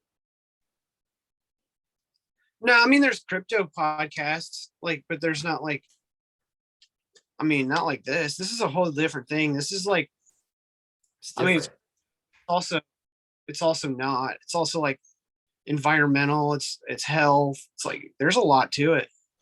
And that's where things got really hard, because not only did we have so many souls believing in it, but it expanded to the point where, yeah, it could all be done. But I think me and Harley were going through the process of codifying ideas earlier, and it was just like, hold on, I need more help from you guys in the sense of like, if you have an idea, I don't know, shit, maybe go look up the smart contracts that you might need to make your idea reality, right? Like if you, the person with the idea, I'm not talking to any specific, but like that person that has an idea is able to go ahead and come up with a list of, I think all of these smart contracts would work, then that at least lets us, quote unquote, the development team, know that this person has gone 2 steps beyond just asking for something, right? It's the idea of, hey, look, I know exactly what it might take. I don't know how to build it, but I think I might know at least how to get you moving forward with minimal issues or friction. And the thing is, we often, don't hear from developers of the process. And if we do hear it, it might, and Clint just stepped away, and I'll say it. And like I told him, I was like, yo, you're too analytical with it sometimes, just like I am too with health. And so now we're problematic, so it's best when somebody shuts us up, which is why I love Jeremy. And that's the thing. I need someone to stop me, but at the same time, there is certain things that have to get across. And in this case, the BYOB podcast, I think if I could just tell you guys exactly where my head's at right now, because the DAO, Health Bank DAO, what a DAO has supposed to vote over something. And if it votes over something, it should only be focused on one type of voting inquiry, at least at its early development stages. Is that kind of making sense? Yeah. So at its early development stages, and I keep trying to go back to breaking it down to the most simple stuff so I can show you guys how I'm really building it so it doesn't confuse you guys. But at the same time, there's this new thing that we decided to have a podcast where we vote. That's called a brand new DAO. And so this brand new DAO called BYOB DAO is going to have a podcast. Is that making sense? Yeah. Because it shouldn't be Health Bank DAO. It should be another DAO to prove that there is a different framework for building DAOs. Not just one framework, there's multiple frameworks. It's your choice as a business owner to decide which framework would work best for your community or organization. Does that seem like a good idea to you guys, where we don't limit ourselves to that? Yeah. And it's not a financial thing. It's just like literally just like a transfer of opinion. So there's not really any need to like even be like technically add to the like list of legal paperwork and junk you'll have to deal with as well. Well, if we approach it for what it is, it's a DAO. So it's going to have to be handled. But you're totally right. It's just going to be handled differently in the sense it's an incubation DAO, not an investment DAO. Yeah. And that's what I really wanted to find, that in the entire time that I've been here in DeFi, let's say 2-3 years, there's not been an incubation project other than Jade Protocol. If you guys remember that one, did anybody catch it? Yeah. I mean, the only other exceptions are like mainnets that like have like grants and stuff for projects. Exactly. But that's exactly it, bro. You're totally right. But this is the whole point, that we could build it on top of a layer one being financed by the dividends, right? Let's say of whatever, and this is a whole different story, because there has to be membership DApp, basically. And so this BYOB DAO will have to have a membership NFT sale, where what could happen is, it's real simple. It's called an NFT ERC 721 rewards contract, where basically the holder of an NFT gets automatic deposits of a certain token on a certain frequency of a certain amount. Right. So this is quite simple, as to say, anybody that buys an NFT will be airdropped one token per week, every week. And then you could still do the voting in with your token, if that makes sense. You would have to send it. Now, by sending it, it's an extra thing that the user has to do by copy, paste, send, gas fees, all that stuff. So that's option one. Or by buying the NFT, the user can get rights to vote, and they just go to the dApp and they vote on the dApp by clicking here or clicking there. That's the other option, where either A, they send it in, like you were saying, the manual way, or they do it the code way, where they just click on a certain thing and their vote is registered and they get to pocket the dividend or the reward. Those are the two things. I mean, if you're going to do the dApp, there's like no point to do the manual one. Yeah, I would agree. Would you guys, how many memberships would you guys want to have on a BYOB DAO? I think it should be like some kind of like stop at a certain tier of like completion, or like say like limit it to the businesses, or limit it to like the people that are like the bigger investors, or even like the investors and the businesses, kind of basically the working parts. I think if it's a working part, that would qualify, in my opinion, as voting for stuff that we're doing, rather than having like just like any member being able to at any time. Because like, you know, I mean, not everybody knows what they're talking about. So if it's someone who's working with the system, how they can make it work better, they'd obviously vote for. So it'd be a good way to limit at least confusion for people. Anybody else have anything? I like where you're going. I just didn't want to interrupt if anybody was talking before me. Yeah. How many people should maybe sit on one of the podcasts? Is there like maybe like a max limit? So, perfect. Thank you for switching it up, Clint. I appreciate that. The thing, this is what Harley and I were talking about it. See, tell me straight up, Harley, dang it, I need you guys more than you realize. The idea here is that there's two people that really run this podcast. From my understanding and agreement with these two gentlemen would be Harley and Tyler. They are running this show here. I basically just want to be able to understand the situation and take it into the code with you. That's really the only role I want to play, or defining certain things whenever it may come up, because the obscurity of the ecosystem, it's so vast. Maybe I could just clarify. But other than that, the two moderators are Jeremy and Lucas, where basically, you know, the way that I was seeing it, and I think we've talked about it, you know, before shit got stupid crazy on us because of the 1404 and the challenge or the expo. I think Lucas and you and I had the chance to talk about how the process would be when somebody finishes the conversation. And I think Jeremy is fully on board for the onboarding of individuals and introducing individuals. So really, if I were to say kind of what's going on is that you're going to have Amin on the podcast as one of the major bullshitters on the team, and he'll keep the party going no matter what. I promise you that. He will not let it die out.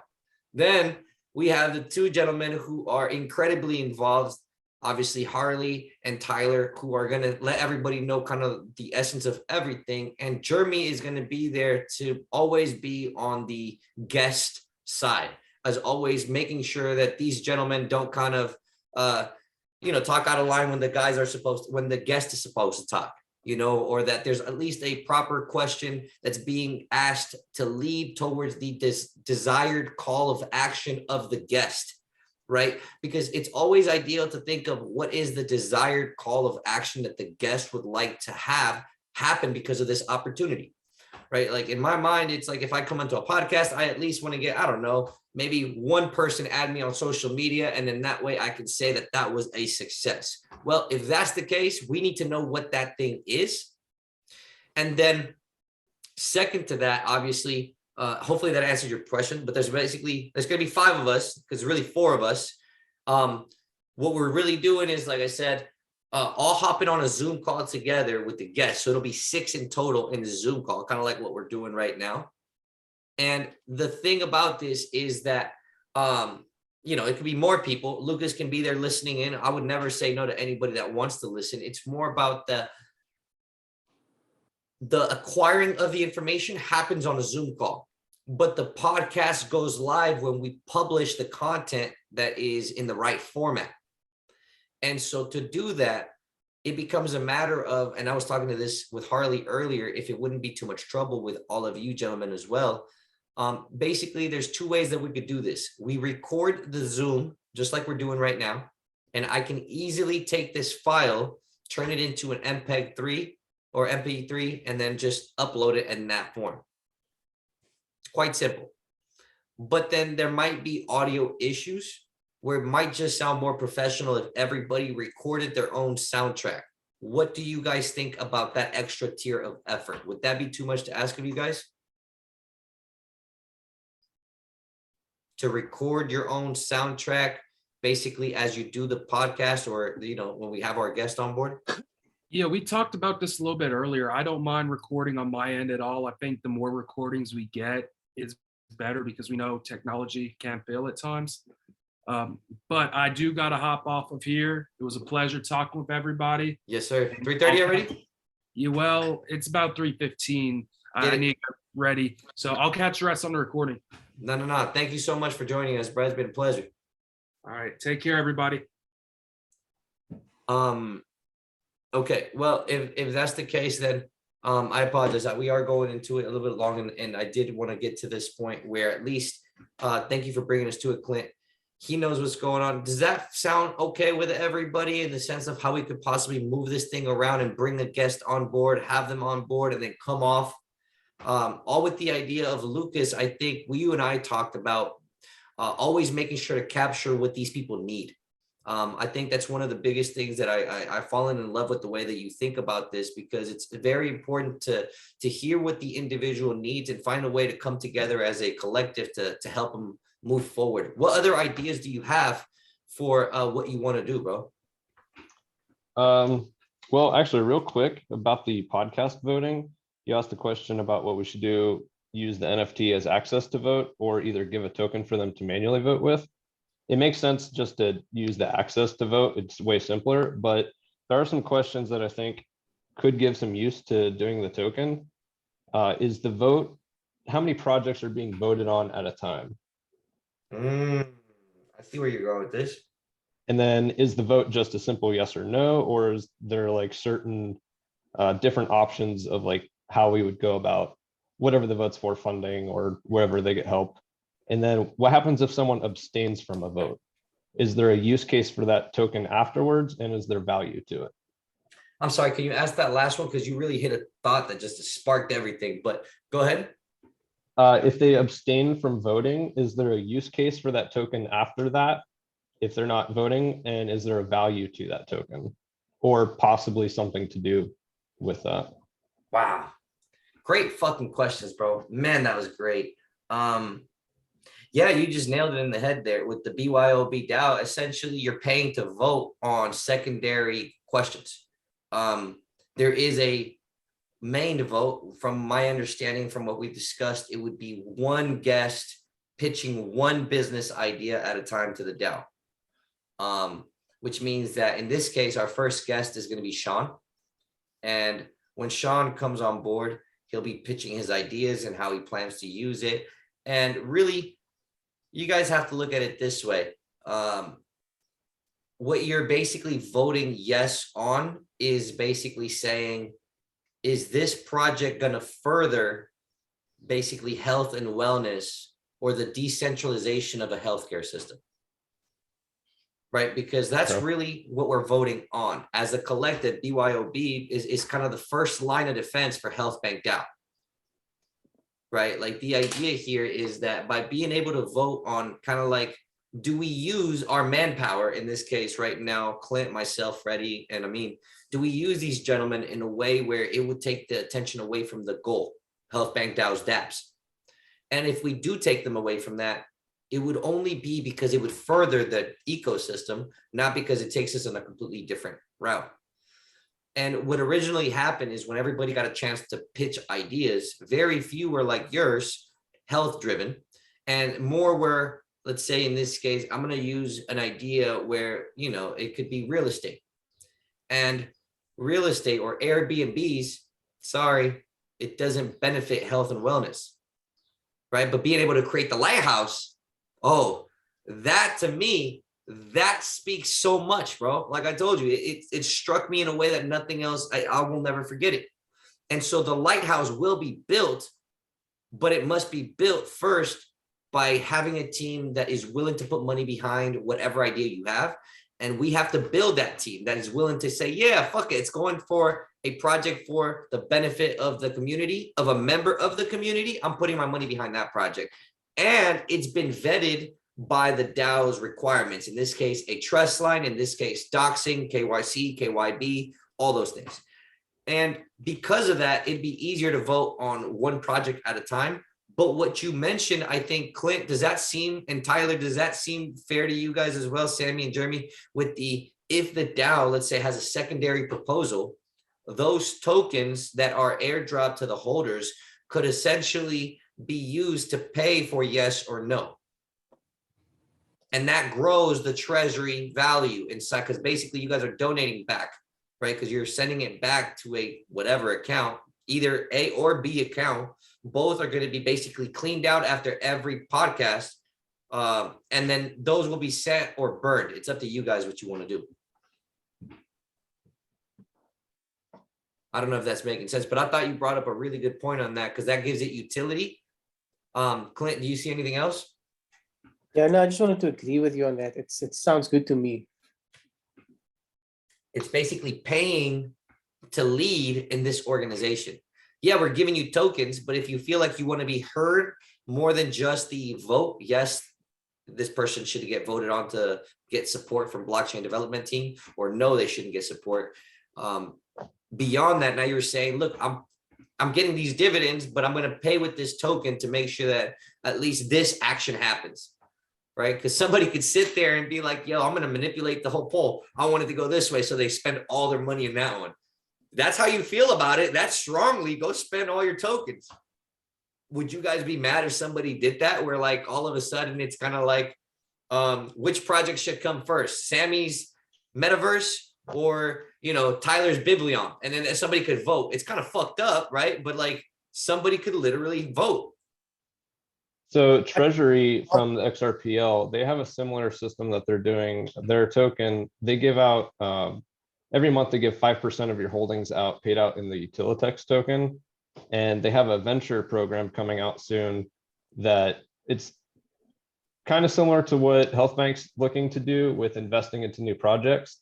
So that Utilitex token, you can, if you want to, vote on whatever projects that they're hosting. And they're typically going to be hosting like startup projects that need some funding to get going. But that's pretty much what that token's for, is voting and giving those projects funding. And in return, you get whatever that project incentivizes, whether it's their token, an NFT, or something else. I see what you're saying. Exactly. And that's what I was thinking. It'd be best to create a DAO specific to the voting aspect, but it sounds like they're doing it within their own project. Is that kind of what you're saying? Yeah. So that's what I'm saying. We gotta, and Tyler, if you could take a hard look at them, you're an XRP guy. If you guys can connect with them, pick their brain and find a way to connect with the developers. We're at the, like I said, me and Clint are just students of whatever the fuck we can learn from. YouTube, people, our cats. You know, Right on. I'll talk to Hada. Hada's like the main dude that I talk to. Man, they're like the pioneers on XRPL. So I'll get if they want to chat with you sometime too. of course, man. If you are obviously talking to them and you have a project to get done, it might be just beneficial to everybody to go ahead and connect us all, so that maybe either you will opt for one direction or you take another. But it'd be best to just at least put everybody in one room and just get your project done. I think that's the most important thing. That's what I was gonna was to do the Bibliomp NFTs original when they were gonna go. Excuse But me? that's who I was originally going to partner with to work on actually developing the NFTs for the Bibliomps, like the game Bibliomps. But basically, we discovered that we have to wait for XRP to like do what it can't, so we didn't. So that's why we're using XDC now. Dude, no. Whatever happened has led us to this point, man. And I'm just grateful we're all here rocking together. Obviously, Lucas, I appreciate you being able to go ahead and bring up that there's a project doing similar stuff, which is great because we don't have to reinvent the wheel. And that's the one thing I'm just like, yo, I don't want to be in charge of anything. I just want to make it happen because it needs to happen. And it needs to happen in a way where if you know somebody and they like the idea of making, you know, a decentralized healthcare system, bro, it has to happen, you know. Perfect. Are you guys feeling comfortable with everything? Because I think we ran it down as best as possible to make sure that when we speak to Sean, he has a pleasant experience. And obviously our first one, are we okay to hop on the 6th, maybe same time that today? Did that work for you guys? That's Wednesday or Monday? The 6th will be a Monday, I believe. Monday, yeah, that's totally good. Is that okay? 11:30. It was my time. What time was it for you, gentlemen? I think it gives me like 3:30. 2:30, 3:30. I'm 3 hours. Is that 9:30 for you? You said, Clint? That will be exactly 8:30 for me. Yes, 8:30 p.m. So yeah, that's fine for me. Perfect. Clint and Sammy, same thing. Lucas, what time is it for you, bro? I believe I'm the same as Tyler. Okay. It'd be about 2:30, 3:30. 2:30.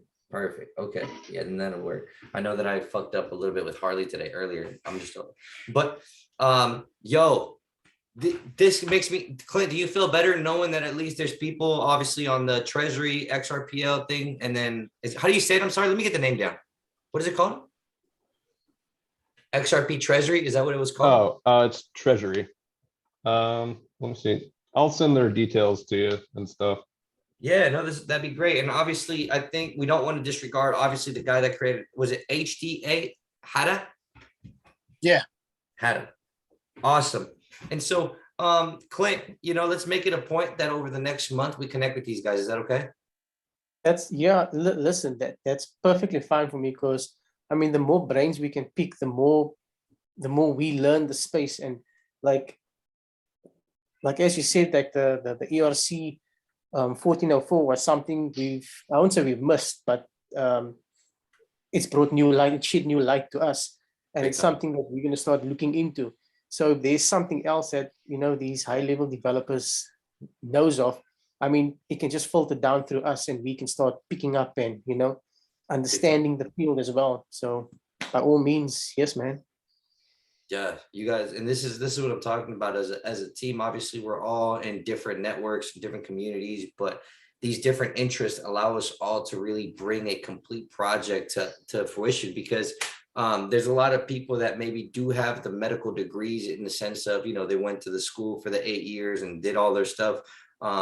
We want to connect with those people, but we want to bring value to those people so that way they can see their vision and their projects taking the next step. But it can only happen if we help them be able to guarantee that there's some kind of trust in the people below them to do their part as well, right? And so that way we can blend at that point. And that's why I keep saying, think of it as the creator, the regulator, and the mediator. And those mediators, that's us, either your business or DAOs that are created.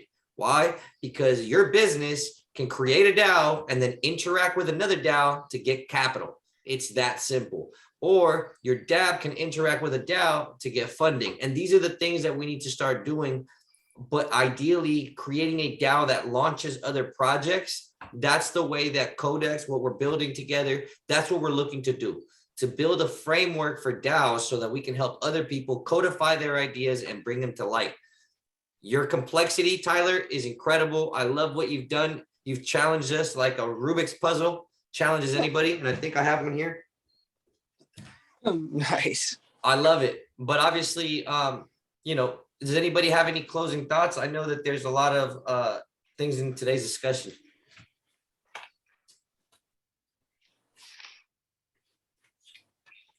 I thank you all for being awesome and keeping freaking horse riding. Like, that's freaking awesome. Like, seeing everything every week like get better and better and closer is so cool. It was all a dream. It was. You guys, So I got a question. Out of up? all the different programs that you guys mentioned today, I tried taking a list of everything you mentioned. If you could name like top 3 that someone should start learning to first, instead of diving into like all 12 of them, I think I wrote down. Hey, Which would give him be... your 3. I have my list. This is my list right here. Yeah, because I noticed you guys talked about Sanity, learning Solidity, and then that caused WASM. And then I noticed you were using that Lucid app, which I'm a big fan of, so I'm definitely going to be using that. Yes. But I know you talked about like the Remix, and there was another program before the Remix that you said was similar to it. I didn't catch the name of that one. Visual Studio Code. Okay. So which ones would you recommend to start learning? Clint, hit him. I know you know your shit, so give him your tips. Yes. So if you want to start learning, you know what? If you a complete, sorry, Johnny, I think we need to mention this as well. If we really want to go into coding, I think the basics, we need to understand HTML5, CSS3, and JavaScript. Once we have if we just have an understanding, we don't need to be masters of it, but we understand how it's being used, then I think the rest of the other code and programs and frameworks we can just easily fall into and learn that. So I would say if you complete beginner, start with HTML, CSS, and JavaScript, and you can find that. I can give you a nice website. I'll send it in the chat. Okay. It's called just give me a second. Let me just, I know what it's called, but I just want to give you the right name. But he's so right. I'm laughing at myself because I just remember him guiding me through how to use a terminal. And it was funny because Tyler and myself, like Tyler was the person that inspired me to go start, installing shit, because he's over here. I said, I had him doing, I don't know how many nodes it was, bro. And I was just like, I got to help this guy out. I should at least learn how to fucking code so I can help him. And it was one of those things where I was like, oh, I could follow a YouTube tutorial. Fuck yeah, no problem. But the first time you get an error and you got to solve it by yourself, that's when the developer side really has to really come into play. Yeah, I know. 100%. It was scary. Else money, man. I've done like for you, and then I've done hundreds of nodes for people, and like every once in a while I get an error code and be like, oh God, and I'd have to like Mr. Blockchain 22, freaking savior, like had all the answers. So I just message him and be like, what happens with this error? And then I'd learn it. And so I have a notepad of all of his texts about how to fix StoreX nodes. Best thing you could ever have. That's gold. I think he saved me a few times setting up some StoreX nodes too. Yes. No. That guy is a genius, man. And that's the whole point. That's a true cybersecurity expert right there. Yeah. And that's the whole point. What's that? You got to go to Panama, I think. Yeah, he was at there. God. Yeah, no, and obviously everything's changing fast, guys. So it's kind of like we're in the right place, and being able to network, it's so cool, and being able to hear how you guys are like growing in different projects, it's amazing, because it's just kind of like you're bringing so much value to them, and they're bringing value to you, and all of a sudden we could share with the world.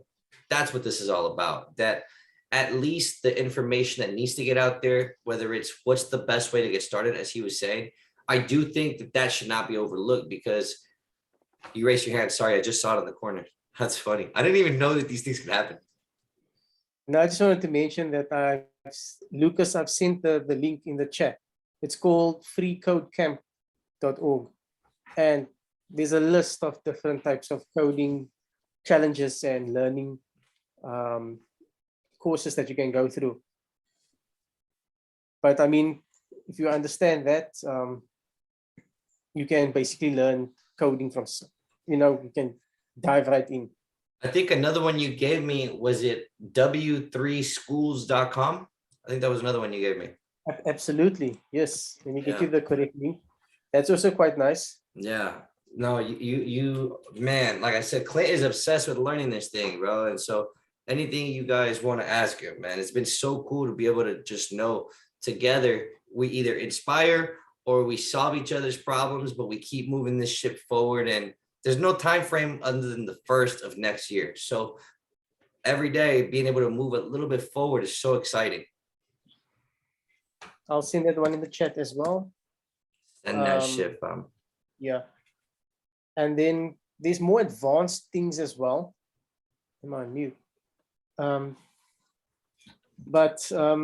Yeah, I don't want to say you can learn the advanced things, by all means, go for it. But to really understand you need the foundation. So yeah. Definitely didn't do the right steps. I had to go back. I went this way and then I had to go back 7 steps to go back this way. It was great. Don't do it. But you did it. You finished it. So. Yeah. Well, I'll send you a video of my awesome fucked up DAP later. It's one of those where it's like it stayed on this computer because you guys don't need to see it yet, but it's gonna get fixed up. It'll be cool. It'll be a little pornographic, but that's obviously because my wife made some kind of like sensual drawings. And I wanted to create an NFT collection to be able to sell it. And so I figured, why not have a minting DApp, and why not have dividends attached to it or rewards attached to it, and then test all these ideas by doing it for my wife. and exposing her work. So it's one of those things where the more that I think, we keep having these conversations and you guys keep expanding your networks, it gives us more confidence. But ideally, it's these moments when we all come together and spend 2 or 3 hours to at least catch up and say, look, here's where everybody's at. Can we at least break apart for another, let's say 30 days to build and then come back together? Soon the frequency will decrease because the votes will increase the frequency of engagement. That's the whole point of these podcasts, that we get to hear from you guys more frequently. And Tyler, do you feel comfortable with Monday leading this thing forward? Yeah. I know, Jeremy, I'll you try feel to get my comfortable? thing recorded. I'll try to get my stuff set up so I can record it. I think I have my hard drive and shit. Yes, sir. Jeremy, you feel good with things? Yes, I do. I missed you, man. Is there anything that you want to tell us about your day so far? It's been a long day. And the family's a little sick. I hear a And we're little bit of decorating for a sniffles. birthday party. We'll get off your hair, man. I just wanted to hear that voice a little more. Sammy, you good, bro? I'm good, mate. I'm just taking notes and listening. Yeah, it's been great to hear from everyone. And yeah, it's just next step and just trying to take the procedures and learning, I guess, having a basic understanding of how to code. So I'm going to definitely look at those websites that Clint just gave to us and yeah, get the JavaScript downloaded and all of that stuff and just slowly get into it, I guess. Yes, sir. And by the way, super exciting that you said that, because when you want to get started, here's probably how you'll have an experience. Just to kind of give you a quick breakdown, you basically want to get the Visual Studio Code or typing platform, whatever platform that you want to be able to type your code in, right? It's an IDE, right? It's an what do we call it, Clint? It's an in-browser development platform.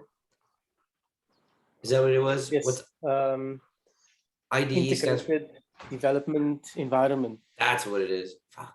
Environment. Yeah, no, you're totally right. I do stand corrected, but yeah. No, I think that you're totally right. And so basically what this will be, when you learn code, there should be a place where you could type code.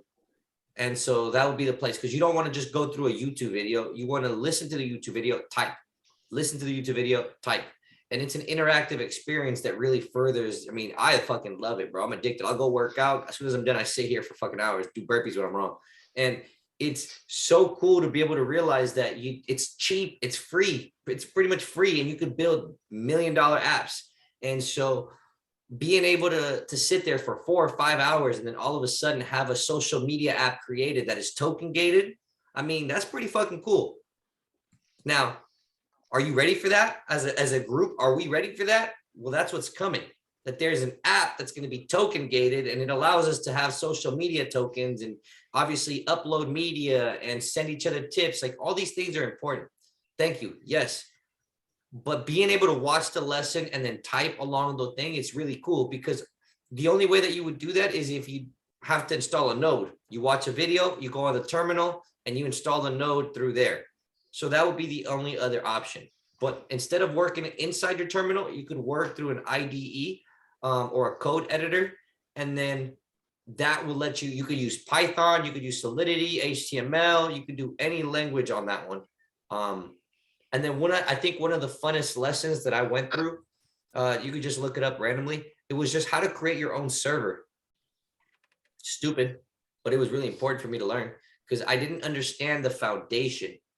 And that to me was huge. That was an eye-opening moment when I realized how to create my own server, because then I realized what the app or the index.js file is really supposed to do with the config, and it's just, I'm an idiot. I never understood it. But Clint, he's been seeing it, and I just didn't see it that way. And it's like, that's what experience is supposed to do, where it's like, all those projects are good, but until you actually apply it to try to build your own application, like, it won't really click. That's what I've learned.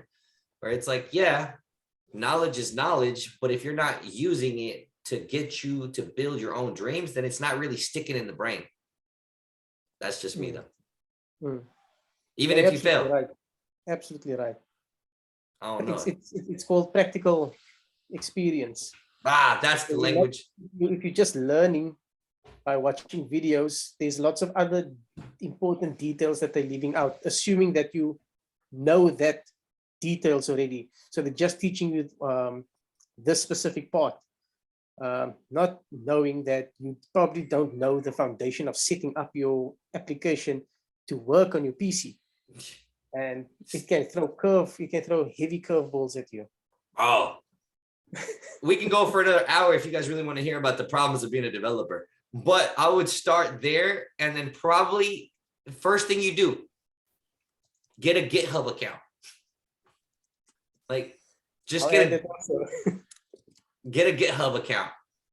You know, if you can get a GitHub account, basically what it means is that you could deploy your applications for free on GitHub.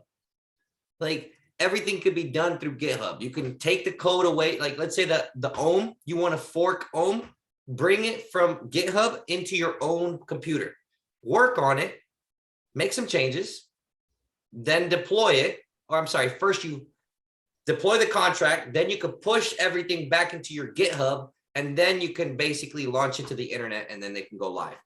But the process itself, I don't think is as hard as when you first never done it. It's not that hard, but it is tedious because it is about did you learn the languages? And I think Clint's pointing you to learn the languages before you go through the process.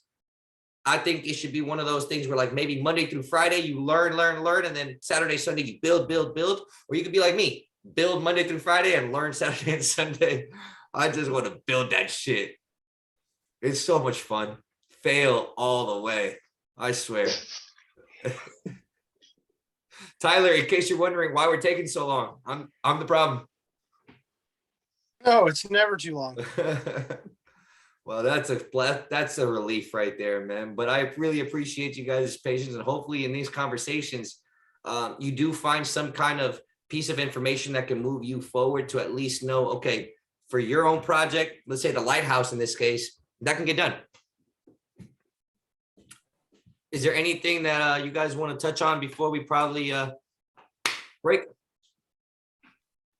I think if anyone in here is doing any art, that it's like learning Blender is such a pain in the ass, but it's also like I found the best way to learn this because like you get that it's a big part of it is making like something cool for your business as a logo. Yep. And like you could pay for someone else to do it, but if you're an artist and you've never used it, it's like the best thing I could do is just say learn how to do a bunch of stupid like sculptures and learn how to look for the add-ons that they have because you can get all kinds of cool generators and stuff, and like there's a lot of stuff to that, and I've been learning a lot about it and trying to make the perfect sea monkey for 3D NFT. Eventually, totally right.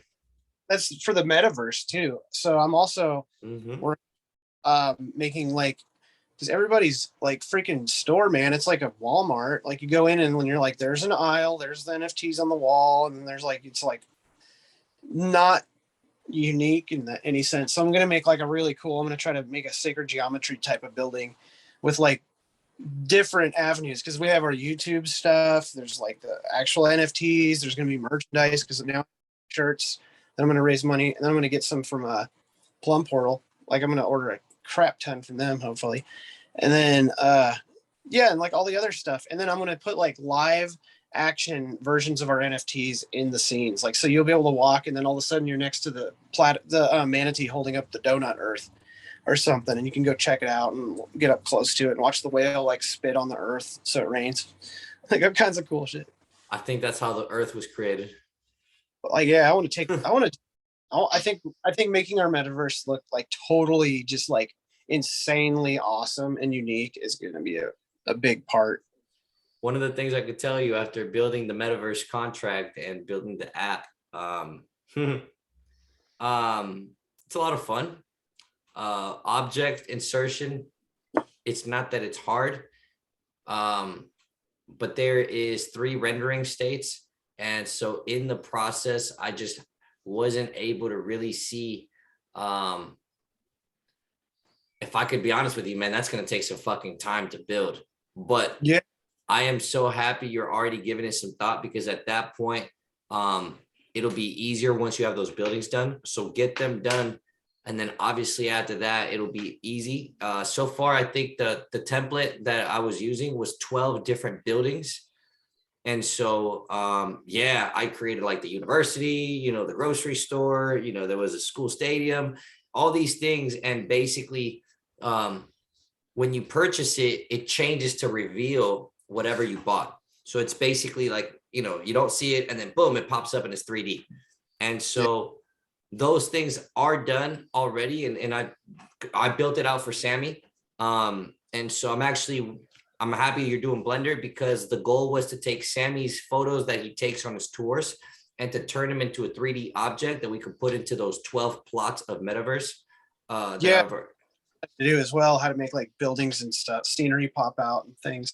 Exactly. So if you don't mind taking obviously that into consideration, maybe down the road we can really help Sammy as well bring his together as a kind of like a tester before you deploy yours. Maybe some files and I'll like use those to practice. Perfect. I have all 12 that I have. If that's okay with you, Sammy, you might have better shots. I just have 12 that you sent me. But you might have just the most 12 beautiful shots that you've ever seen or you're ever taken. And then if you could send it over to us, we could really work with it. Well, I'm gonna get that to you. Because like I said, my friend went out with the drone and went to go visit the star forts and that. So he's already got some good photos and everything like that. So we're gonna get some pictures and stuff of the inside as well as the outside as well, if you need that. Wow, bro. If you can get the inside, can you imagine that shit? Oh, that'd be tight, bro. Yes, outside and it. Damn, we really are going AR. That's so crazy to think about, but it's so cool because Tyler, if you could really get those skills down to build on it, I think that's such an elusive tool. My dad's building on it right now. He said he thought it was amazing as well. And I mean, if you could really go ahead and get that down at that stage, it'll take Clint, I'm sure, has no problem helping us with the front end. Obviously, he'll sit down with us and build that metaverse contract as well. And then Sammy, if you have those pictures, it should be no problem.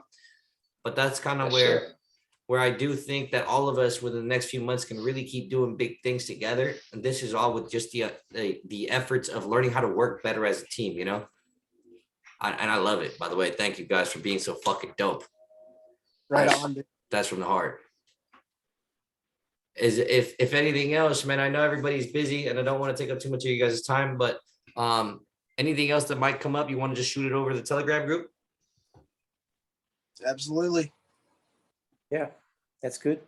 What a pleasure, guys. I appreciate you guys' time, seriously, and I hope that we can catch up a little sooner, but if not, on the 6th, we'll be seeing you guys for sure. Yeah. Yes. Yep. Hey, my guys. In this meeting.